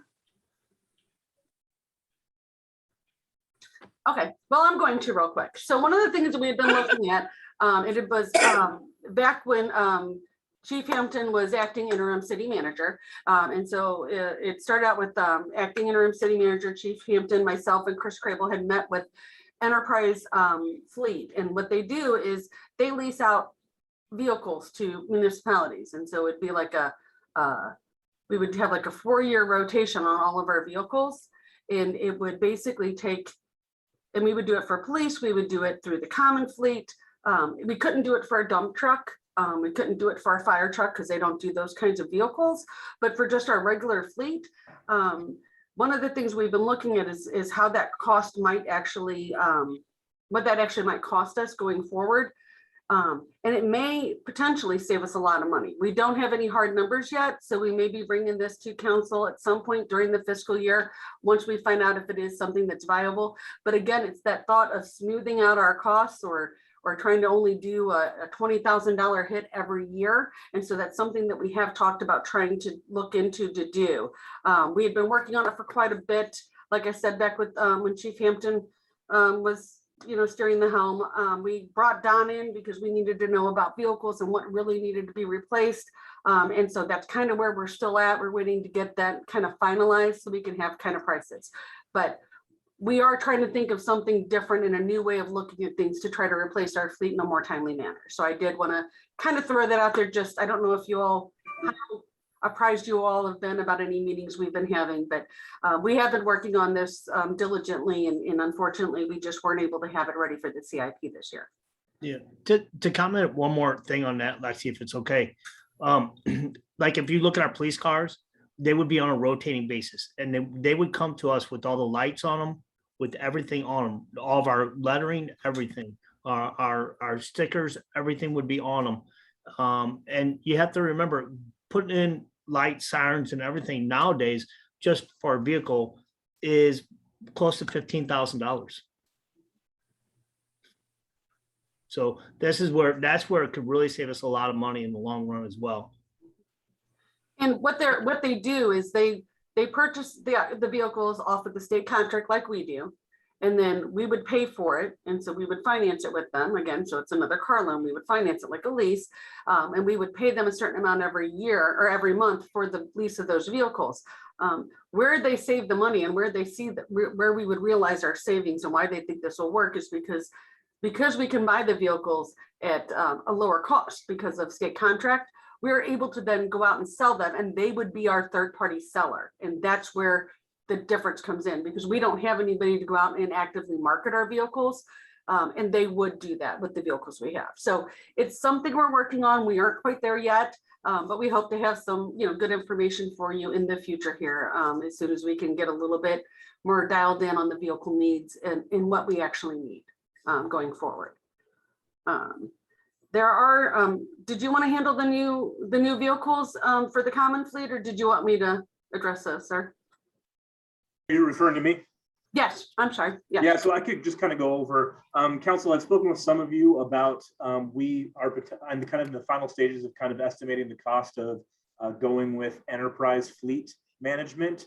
It's something that I've looked into at past cities I've been to, just as Lexi was just mentioning, that we have the option of working with them to help us get vehicles on the market that we can't get ourselves. They also, I think, probably the strongest thing that comes from the partnership with them is them being able to track the depreciation schedule for all of our vehicles. That is a pretty high knowledge ceiling there, and I think that going with them might be the best bet for our fleet management. Lexi and I have a meeting with them in a couple of weeks, so we'll have a better sense of what that cost is going to be here shortly. There are 2 new vehicles that Don is requesting. He is requesting the replacement of 2 3/4-ton pickup trucks, one in 2023 and one in 2024. Obviously, as we go forward in the code enforcement vehicles, as we go forward, if we are able to do this enterprise fleet leasing, then that would all change. But he did want to have something in the budget, so that way, if enterprise didn't pan out, he would have something kind of out there as a projection. Are there any questions about the common fleet? Okay, if not, I'll move on to facilities. So if you want, do you want me just to handle all of the facilities, Mr. Osterberg? Yes, please. Okay, so for facilities, we work with Don. Don was trying to figure out some items that we might need for the city. He did plan for 2023. As you can see, we have GPS, ionization UV lights. And what those are is those UV lights that clean the air and that you can install in your HVAC system or your heating, ventilation, and air conditioning system. And those should be covered by ARPA, the American Rescue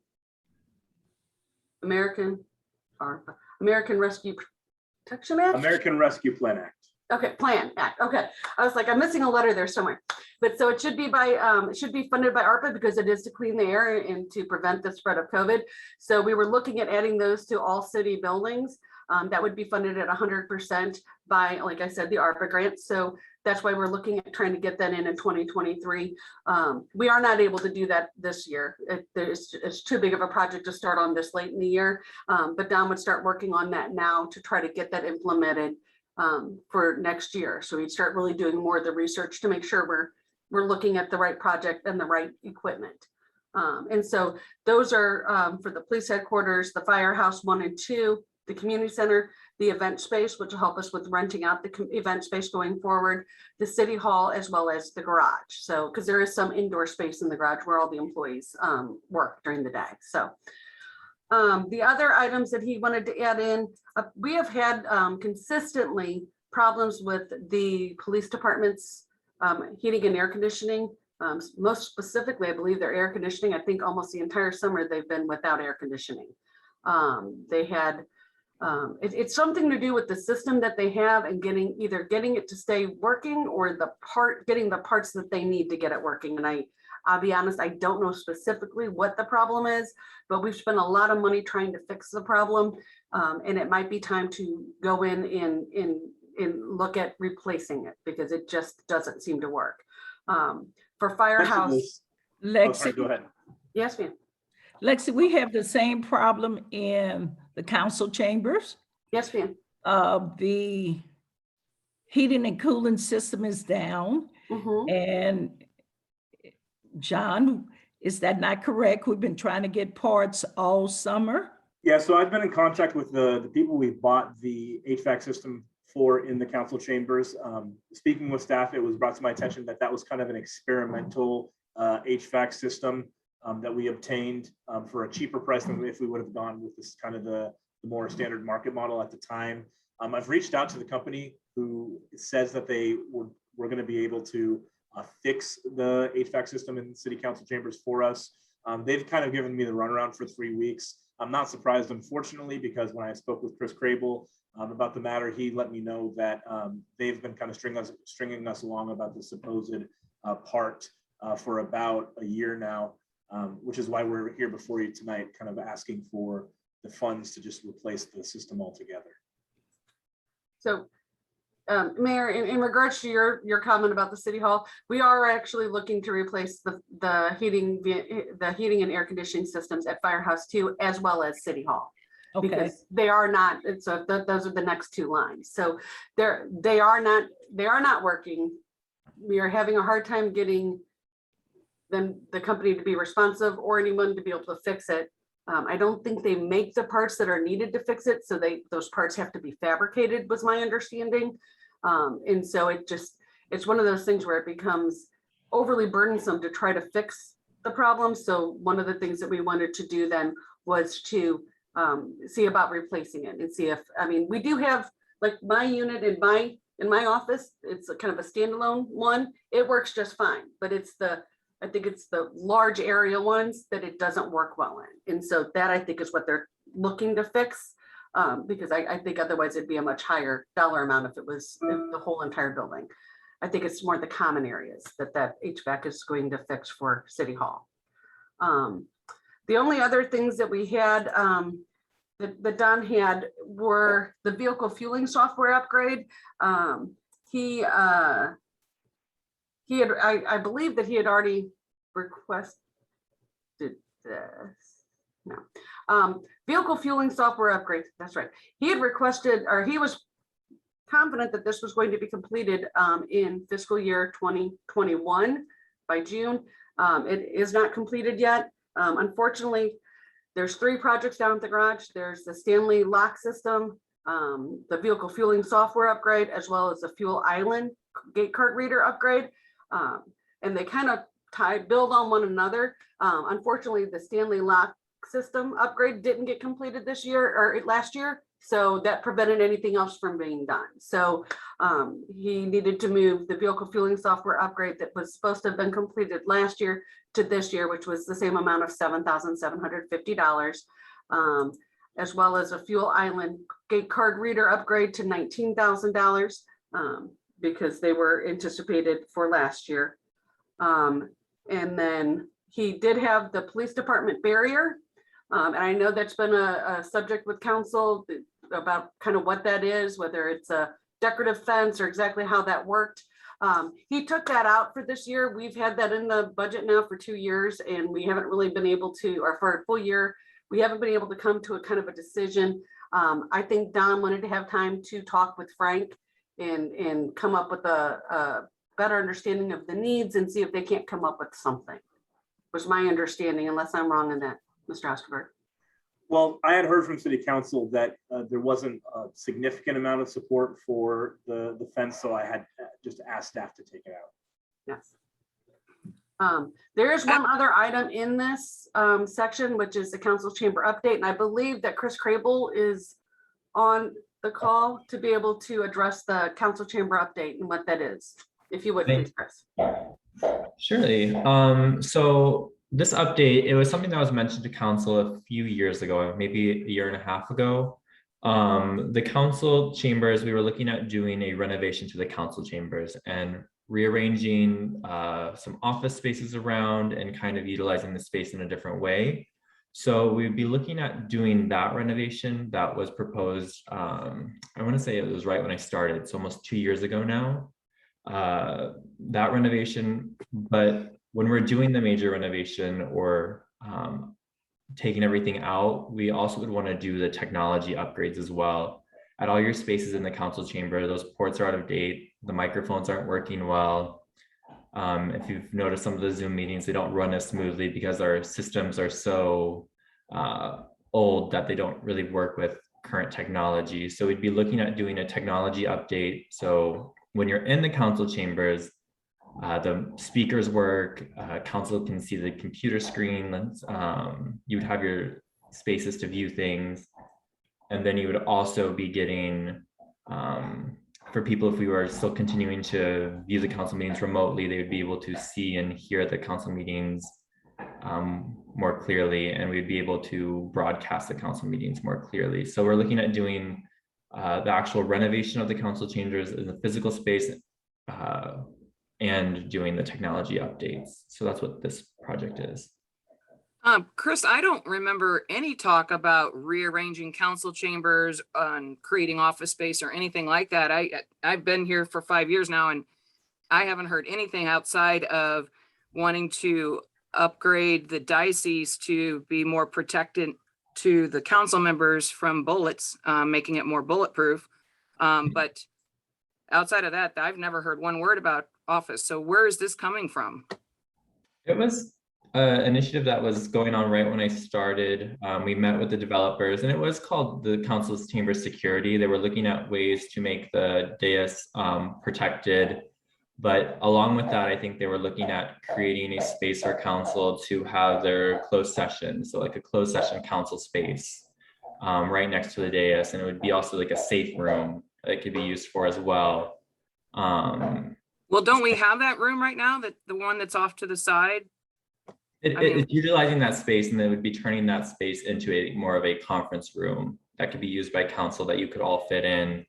Or instead of going back into what was the city manager's office, it was kind of utilizing space in the council chambers and moving the hallway over. So it'd be more access to the restrooms, and there'd be more ADA compliant for council and for people who coming into the council chambers as well. Okay. Armstrong came up with that idea, and well, Armstrong's gone. Well, that's when the idea materialized. Yes. Well, I would just say that before we move forward on any true spending on that, we would need to see some renderings of what it's going to look like and what the true costs are. But I mean, as a placeholder or a change right now, that's fine. But yeah, I think we need to be conservative on that. The last people we should spend money on is ourselves. And that's what it kind of is right now. It is a placeholder. The renderings were designed again right when I started, so 2 years ago. We're working with the company to see what the cost would currently be. Hopefully they can just kind of give us a quote without any additional fees. And then the tech update is something that we were looking at already. So we actually have vendors coming in and giving us quotes on what it would cost to get our technology up to date there. So we'll have a couple different quotes, but that was the estimate from the original estimate that we received, plus some ideas that we've heard from the people who do our council chambers now, who wouldn't, or the technology in our council chambers now, who wouldn't work on the project going forward. They say it's doing the new updates would kind of be out of their capacity. So they gave us some idea of what they thought it would cost, but they also gave us some vendors that would be able to do the work. So that's just a quote on what we believe it would cost, but we are getting more solid numbers, as Eric mentioned kind of earlier. This is the one that we're still waiting on solid numbers before we go up to bid or actually look at doing it, and we'd bring it to council before we actually obviously move forward with the project. So Chris and Eric, can you put together the information that you do have and the renderings and put that in an email to council so that we can actually see what you see? Because I haven't seen anything up to that. This is the first. We'll send the existing renderings, but then also just be on the lookout for when we have, Chris, I believe it's this week and then maybe next week, 2 more contractors coming in to look. Yeah, so we have the technology vendors coming in this week and next week to look at the space to see what they even think we could use. These are some things that we would need to update on the tech side sooner than later, like the broadcasting software that goes out to the channel, that so people can watch the council meetings on their like TV channels. Like that needs to be updated sooner than later. The parts are getting to where they can't be replaced anymore. So if it were to go out, we would have to update that system. But some of the other stuff we might not need right away. So we are kind of looking at the bigger picture. If we are going to do a renovation, kind of do it all at once, or we can break it up into smaller components as well. But yeah, we will have people coming in and then we can get you something here shortly. Thank you. Well, like Linda said, none of us have seen any renderings at this point. So that'll be a good thing for us to have an opportunity to look at it. Okay, are there any other questions regarding the the facilities? I had the placeholder for the 2023 and all of those funds. You said those are coming out of ARCA? Some of them are. The HVAC replacement, the HVAC replacement for police, firehouse 2, and city hall are not, but the UV lights are. Okay. And that's what we're projecting on doing, because that is a project that is qualified under ARPA that would make our building safe for our residents. So that's part of why we're looking to do that as a step to make the building safe for both the residents and employees, I would assume as well. So the lights that are at the police department are not sufficient enough now? Is that what we're saying? These are UV lights that clean the air. And so they're in the air handling system and they clean the air. So that way, if there's any, as I'm breathing, if I'm expelling COVID, it's part of your air recycling and it cleans the air. It's like an air scrubber. Mm. And you can buy little ones. I could buy one here for my office. It'd be a little to do a smaller room, but to be able to do, I mean, you'd have to buy one for each individual room or anything that could be closed off. And so this is one that just goes in the whole air handling system. That's part of why it has the cost it has. And as the air is circulated through the building, it cleans it. Yeah, to speak a little bit more on that, the UV lights, they go ahead and they kill the germs, viruses, bacteria that are floating in the air. Most of the buildings nowadays are, you can't open windows even. So like police department, fire department, you cannot even open a window. So that's why this type of system, we use them in the fire trucks and the ambulances and even in police cars they're now going into. And what it's doing is it cleans the air before you even breathe it. Okay. So like a humidifier almost. Right. Okay. Like a humidifier. Yes, the schools are looking for individual units for their classroom also. Right. Okay. Interesting. I know it is. Are there any other questions? Okay, if not, I'd like to move forward into the non-departmental section. I'm going to go ahead and ask Chris to start with the IT infrastructure as well as the IT infrastructure in the remote laptop. I'm sorry, I cannot talk. The IT infrastructure and the desktop laptop conversion. If you could start with those, Chris. Sure, I'll start with the IT infrastructure. This is kind of our continuation of keeping our technology up to date. We bring something to council every year.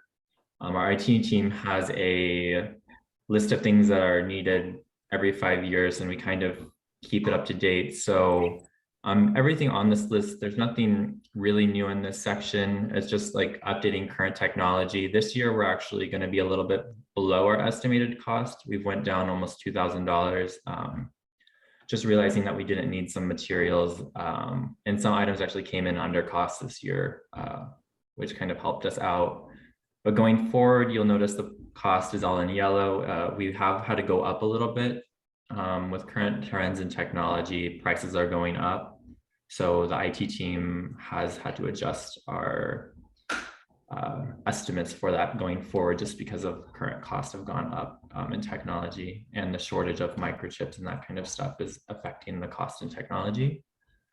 And then I'll briefly cover the next one, the desktop laptop, but I might have Eric answer any additional questions on it.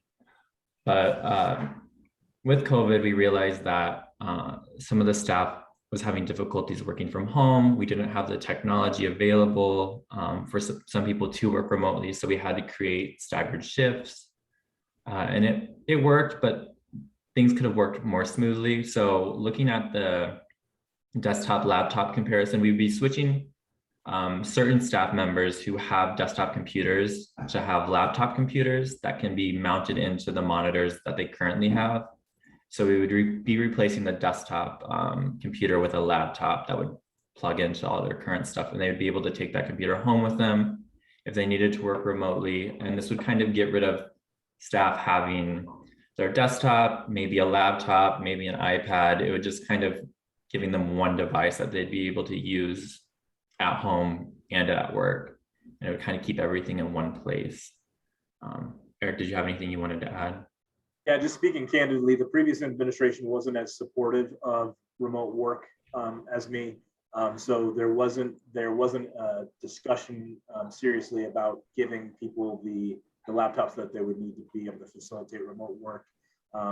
Speaking about the ARPA funding and the interim final rule, something that is abundantly clear about is that things that help facilitate remote work are 100% covered by those ARPA funds. So this would be a very easy, quick way to kind of mobilize us to be more resilient and be able to remote work as staff. Yeah, and studies are already proving that the remote work is not going away. The pandemic brought it on, but it's not going away. How much? The city I was working at right before the pandemic, we were just finalizing our remote work policy, and then the pandemic hit, and then it was like, oh, well, I guess this is the new normal. How much of the ARPA funding have we already allocated in this CIP? Hold on, let me get that number for you. Hold on 1 second. Well, it's not $2 million, so don't worry about that. I'm just curious. Grab your calculator. The numbers are right there.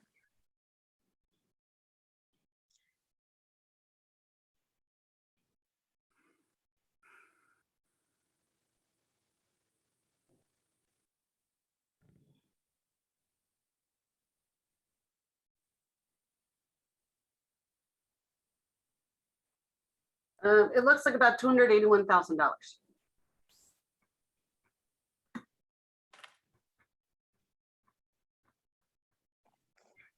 Okay, what else we got? Are there any other questions about the IT infrastructure, the desktop/laptop conversion?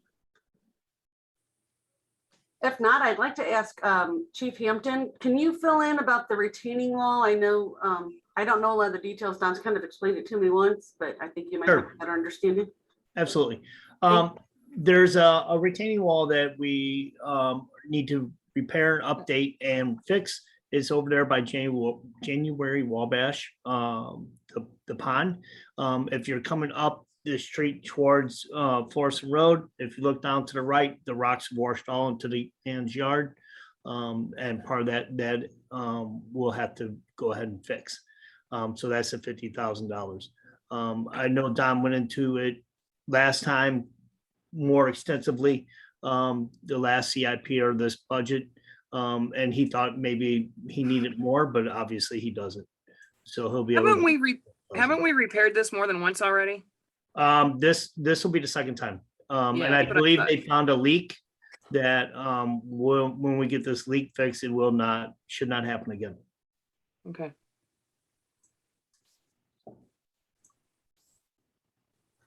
Okay. Are there more questions about the retaining wall? No, I was gonna say it's a $90,000 retaining wall when we're all said and done. Yeah. I guess the other items we have that are changing out of non-departmental, Don had, like I had said before, Don had been working with updating the electronic lock system for the city. He had hoped to have that project done before the end of 2021, so that way he could also get the fueling software as well as the gate reader upgrade done. None of those projects were completed before the end of June, so they all have to be carried over to this fiscal year because they're all dependent on the other. So if one isn't done, then the other two couldn't be completed. They kind of all are intergrouped. So we moved that forward to this year. And then the other item is the document management system. That has traditionally been, we have been working, and some council knows, at least for the last 3 years that I've been here, probably longer, at least another year before that. We have been working on trying to organize and scan all of our HR documents into a program that we currently have that is FoundLexis, which is like a document storage system. And we've had an additional license that we pay for every year for this document managed storage system. We have, unfortunately, do not have the staff in HR to be able to really go through and collate the information and scan it and put it in the right way. We've had some interns that have worked on it. I know Joanna Spencer worked on it for a period of time, and everything that's in there actually every time we restart it, it has to be completely redone because it's just not set up right, and it's not in there in the right format. Sorry, I'm having trouble hearing you. Sorry. I talk with my hands and Siri doesn't like it. So I apologize. So we've decided that we're not going to continue to do this licensing because we aren't using it for its reason, and it's not getting us anywhere.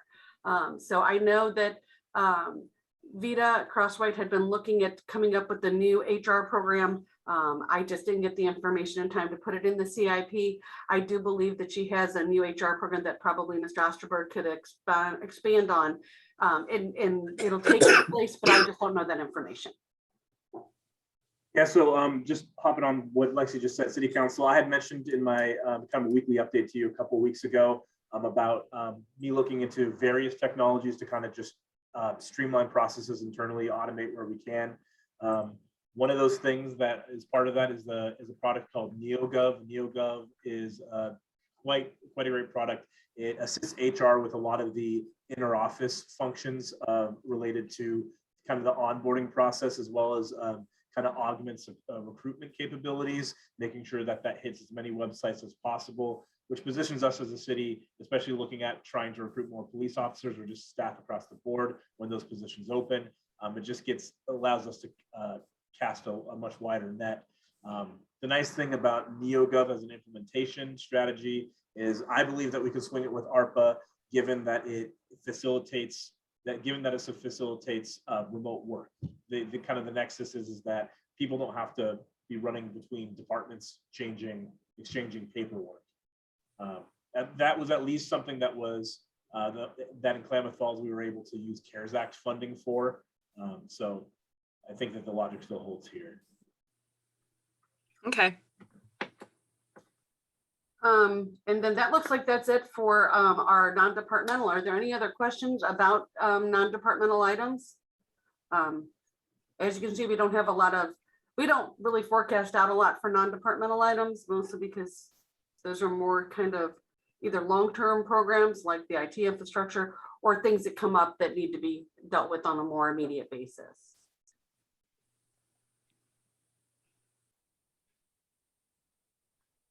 Okay, if there aren't any more questions on that, the last section that we have, which is not one that we have very often, but it's the planning and development division.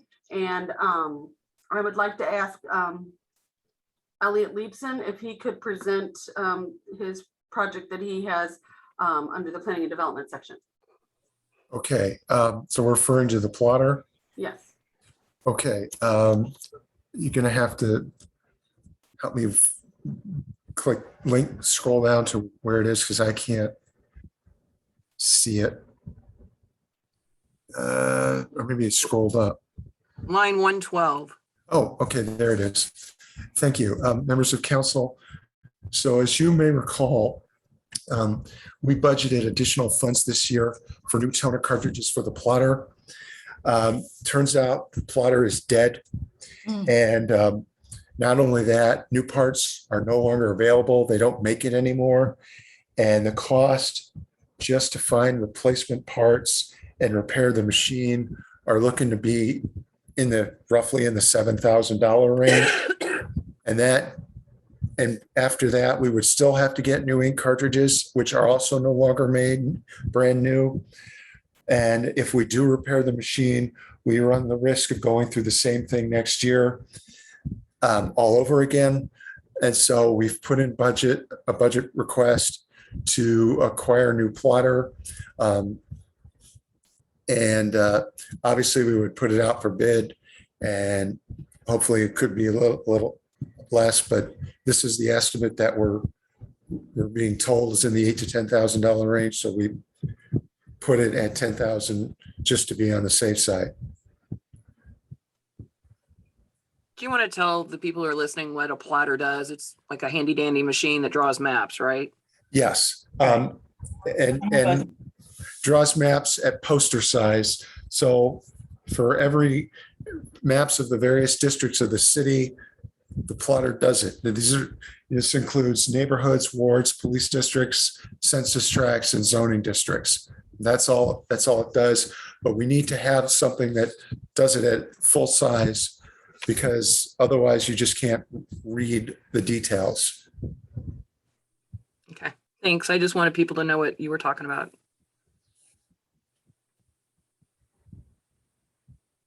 Okay, are there any questions regarding the plot? Any other questions regarding the plotter?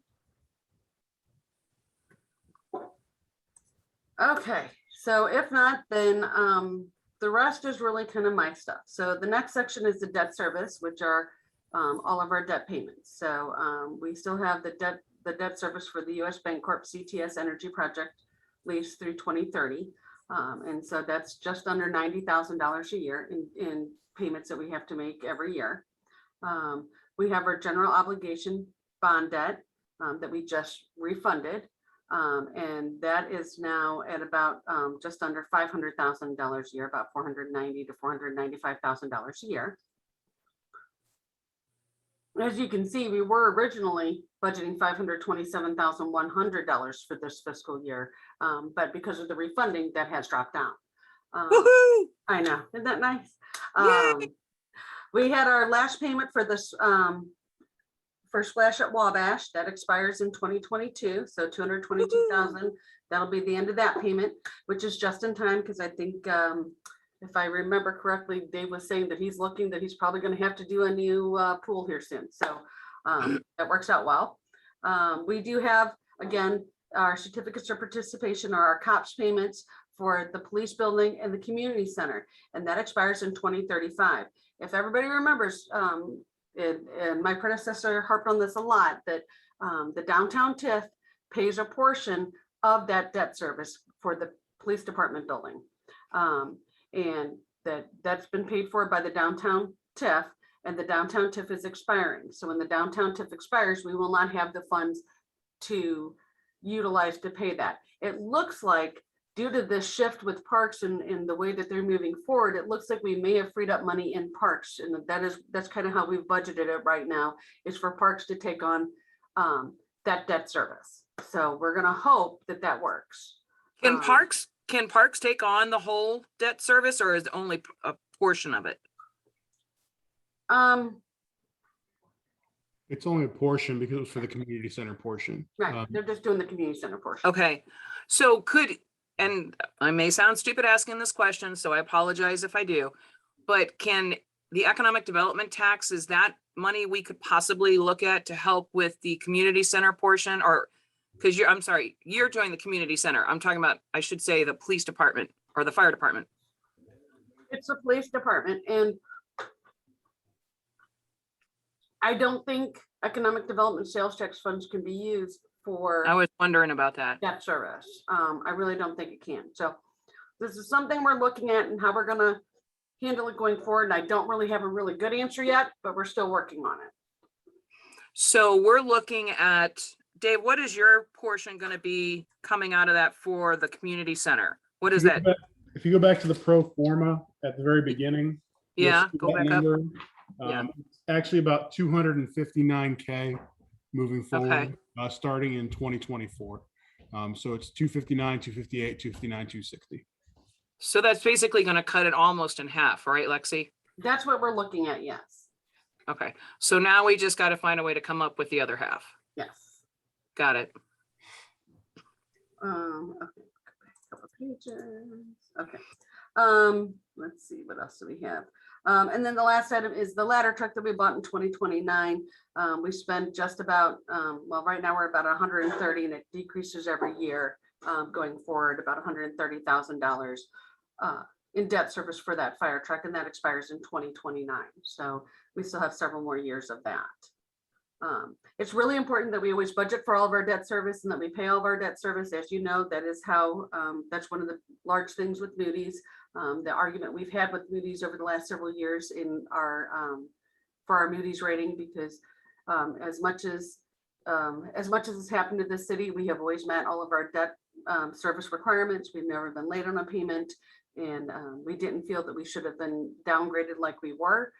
We have made that argument successfully and have continually brought, in the last 2 years, brought our debts, or brought our Moody's rating up. So that's been a big deal for the city, and we want to continue that. If we can keep moving that up, we're not right now, barely, we're at the low end of investment grade, but we are investment grade, so that's a big deal. We want to continue to move that forward. So well, it also lowers our interest costs. Yes. In the long run. So, I mean, we're going to save money by improving that. Exactly. The Moody's rating is kind of like an individual's credit score. Yeah. So, yeah. The better we are, the better rates we can get. The worse we are, then it's, you know, like we're buying everything on a credit card. So that's something we really always want to focus on, and making sure we handle our debt service. This next section just kind of explains the kind of amount that we've budgeted per year per fund. So obviously we have about, you know, the total amount that we've budgeted to be spent in parks, total amount for our COPS debt service, the capital improvement sales tax, as well as the general obligation bond debt service. And really a lot of these formulas here are just to be able to make sure that I can make sure that I've accounted for everything down here. This is really the, you know, kind of breaking down all of the capital improvements by fund and account. So it's by each account how much there is. I don't know if that's really interesting to anybody besides myself. Maybe the city manager is interested in it, but most people kind of gloss over it, I'll be honest. Dave's laughing at me because it's not really interesting to most people. The part that is interesting here, though, is the total common fleet. So we have total common fleet of $110,000, and then we had citywide surveillance cameras of $75,000. So as you can see, the Parks Fund pays a portion, about 30% of those vehicles and of those expenses. So, and that goes forward every year because that is a citywide common item. So that is where part of that cost is that Dave was referring to before, about how he pays for a portion of other vehicles. We are expecting to transfer in $262,980 this year for the surface transportation projects, or the SDP projects, and then $114,324.60 next year out of EDST for the city's match of those grants. And then the next section is just listing all of the different grant funding that we have and how much we're getting. If you see, there's a few of them that are 100%, and those are the ARPA money. So we are putting that in as a grant because it is technically a grant. Normally we expend all the money and then we get reimbursed from the grant. This time we're getting the money in advance, and then we have to show documentation of those grant expenditures. So it is still a grant. It's just kind of in a different way than our other grant payments have been made. Lexi, you said that which ones weren't covered by the ARCA, the police, the firehouse, and which one?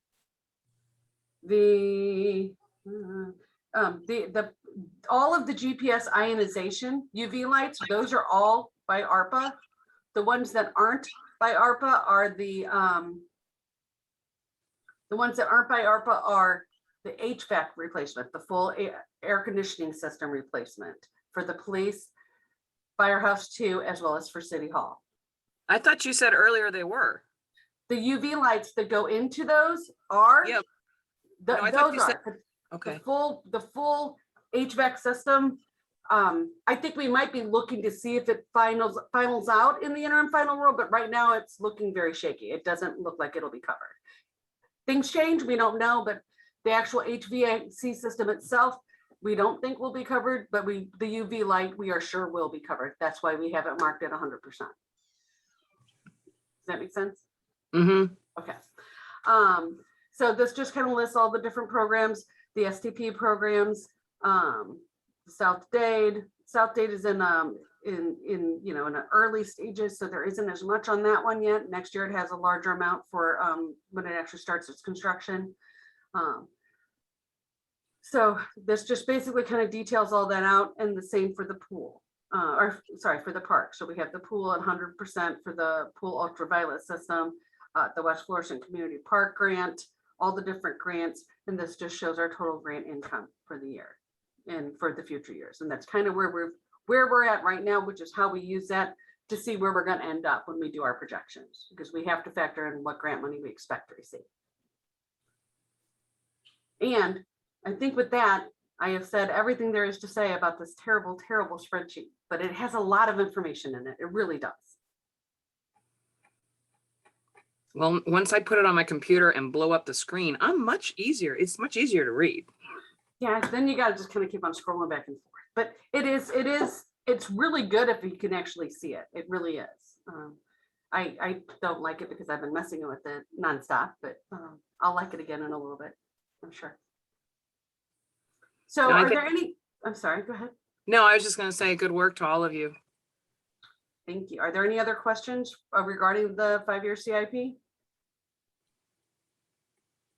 Are there any recommendations or anything that council would like to see changed in it? Otherwise, this will be the finalized CIP that I will put together and then will be approved at the June meeting, or the last meeting in June. So the only thing that I would like to see added to this, and I would ask maybe Eric have a conversation with Mr. Boyce and with Mr. Diaz, but I really think that we need to consider, and I've said it before, so it's nothing new to you guys, but I'd like to consider us getting bulletproof vests or body cameras and or both for our code enforcement. So I think we're putting them into domestic situations every single day of the week, and we need to protect them. So I would like to see, and that's why I was asking Chief McCall if there was any way of recycling bulletproof vests, even if it's only got a year left on its expiration, if we could use that in our code enforcement, then when that expires, we get rid of it, and then we look to see if there's another one that's ready to be moved on down from the police department that might have a year left. Maybe we just do it like that. We piecemeal it. And speaking of piecemealing, I was thinking about lighting. I know we got the streets and stuff, but I would definitely be interested in looking at some lighting over a certain amount of time. Like, we need to kind of figure that out, and how we provide some better lighting. And because that's something we hear the residents all the time, between the speeding and the dimly lit streets, like the speed bumps in the dimly lit streets. And of course, you've got different vandalisms of vehicles and stuff like that, but those are some main concerns. So I just wanted to mention that. And speaking on what Fran just said, Eric, I would like to see if you can come up with a way to find that to fit in, make that a square peg that fits in a round hole for the ARPA money. Because I mean, if you think about it, you could make the argument that with better lighting on the streets, you have a much faster response rate from your police and fire, because now they know where they're going. That could save lives with emergency calls on COVID. See, look how good I am at this. Oh. Well, make it even 2 steps, because that it says that anything that reduces violent crime you can use ARPA funding for. And if we can pull a study that says that the presence of streetlights reduces violent crime, then you have your argument there. Yeah. Please, let's do that. So you got to provide some data. Right.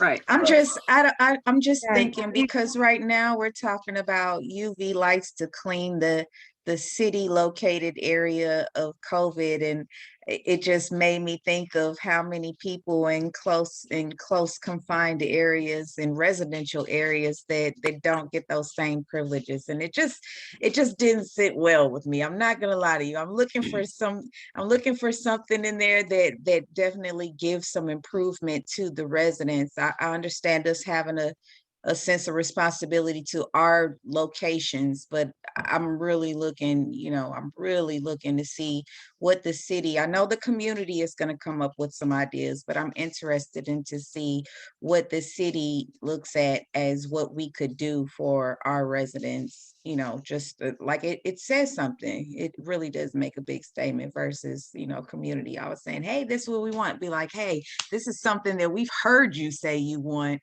and we've got the funds to be able to do it. And this is the city's, this is what the city wants to do for the community. Like, I'm curious to see So- that. I'm looking forward to seeing that.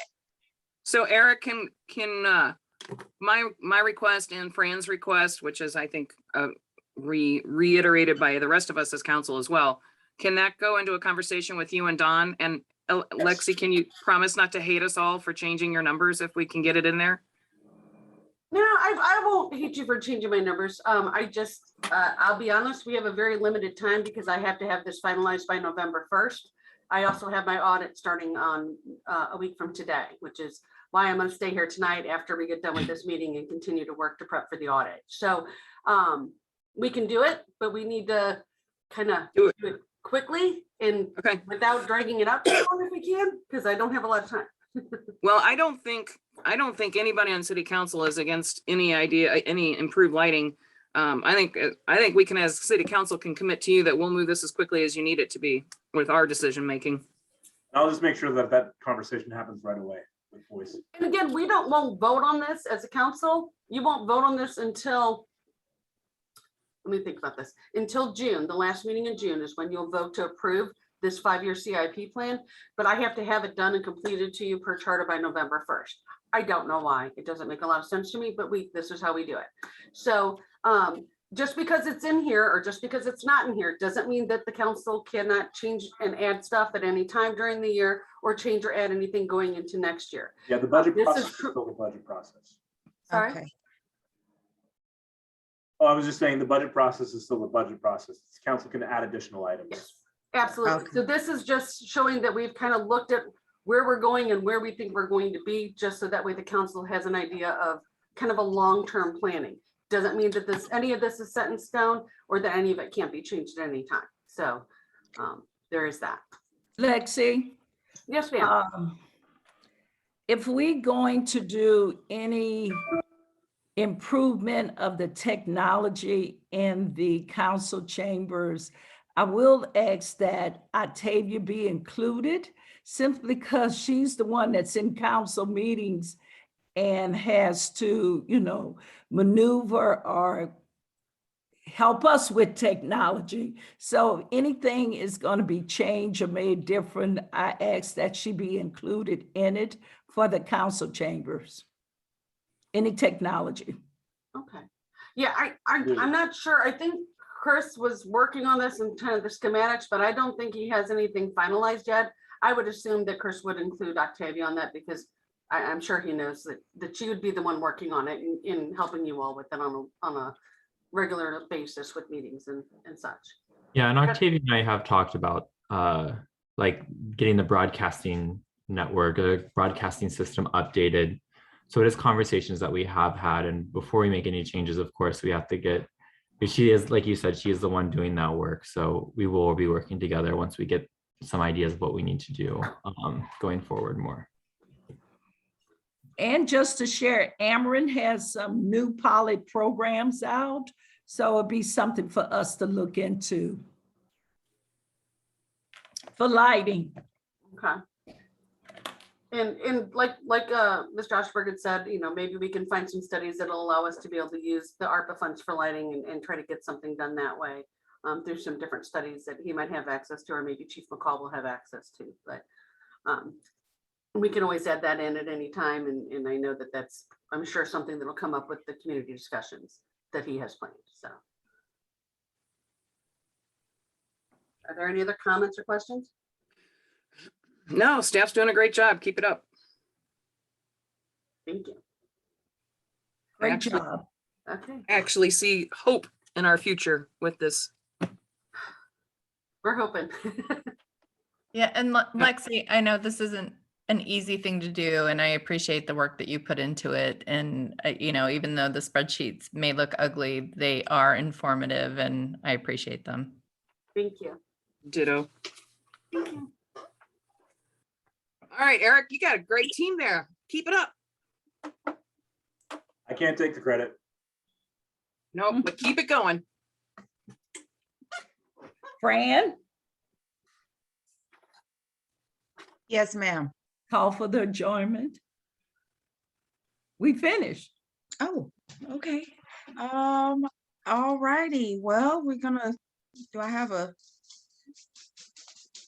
Motion in a second. motion and a second to adjourn? Naquita Noah, so moved. Second, Heather Robinette. Been motioned and seconded. All in favor, say aye. Aye. Aye. Those opposed? Motion stands. Meeting adjourned. Thank you, everyone. Good evening. Thank you, I so everyone. forgot that I was doing Good night, everybody. You can't see me. Remember.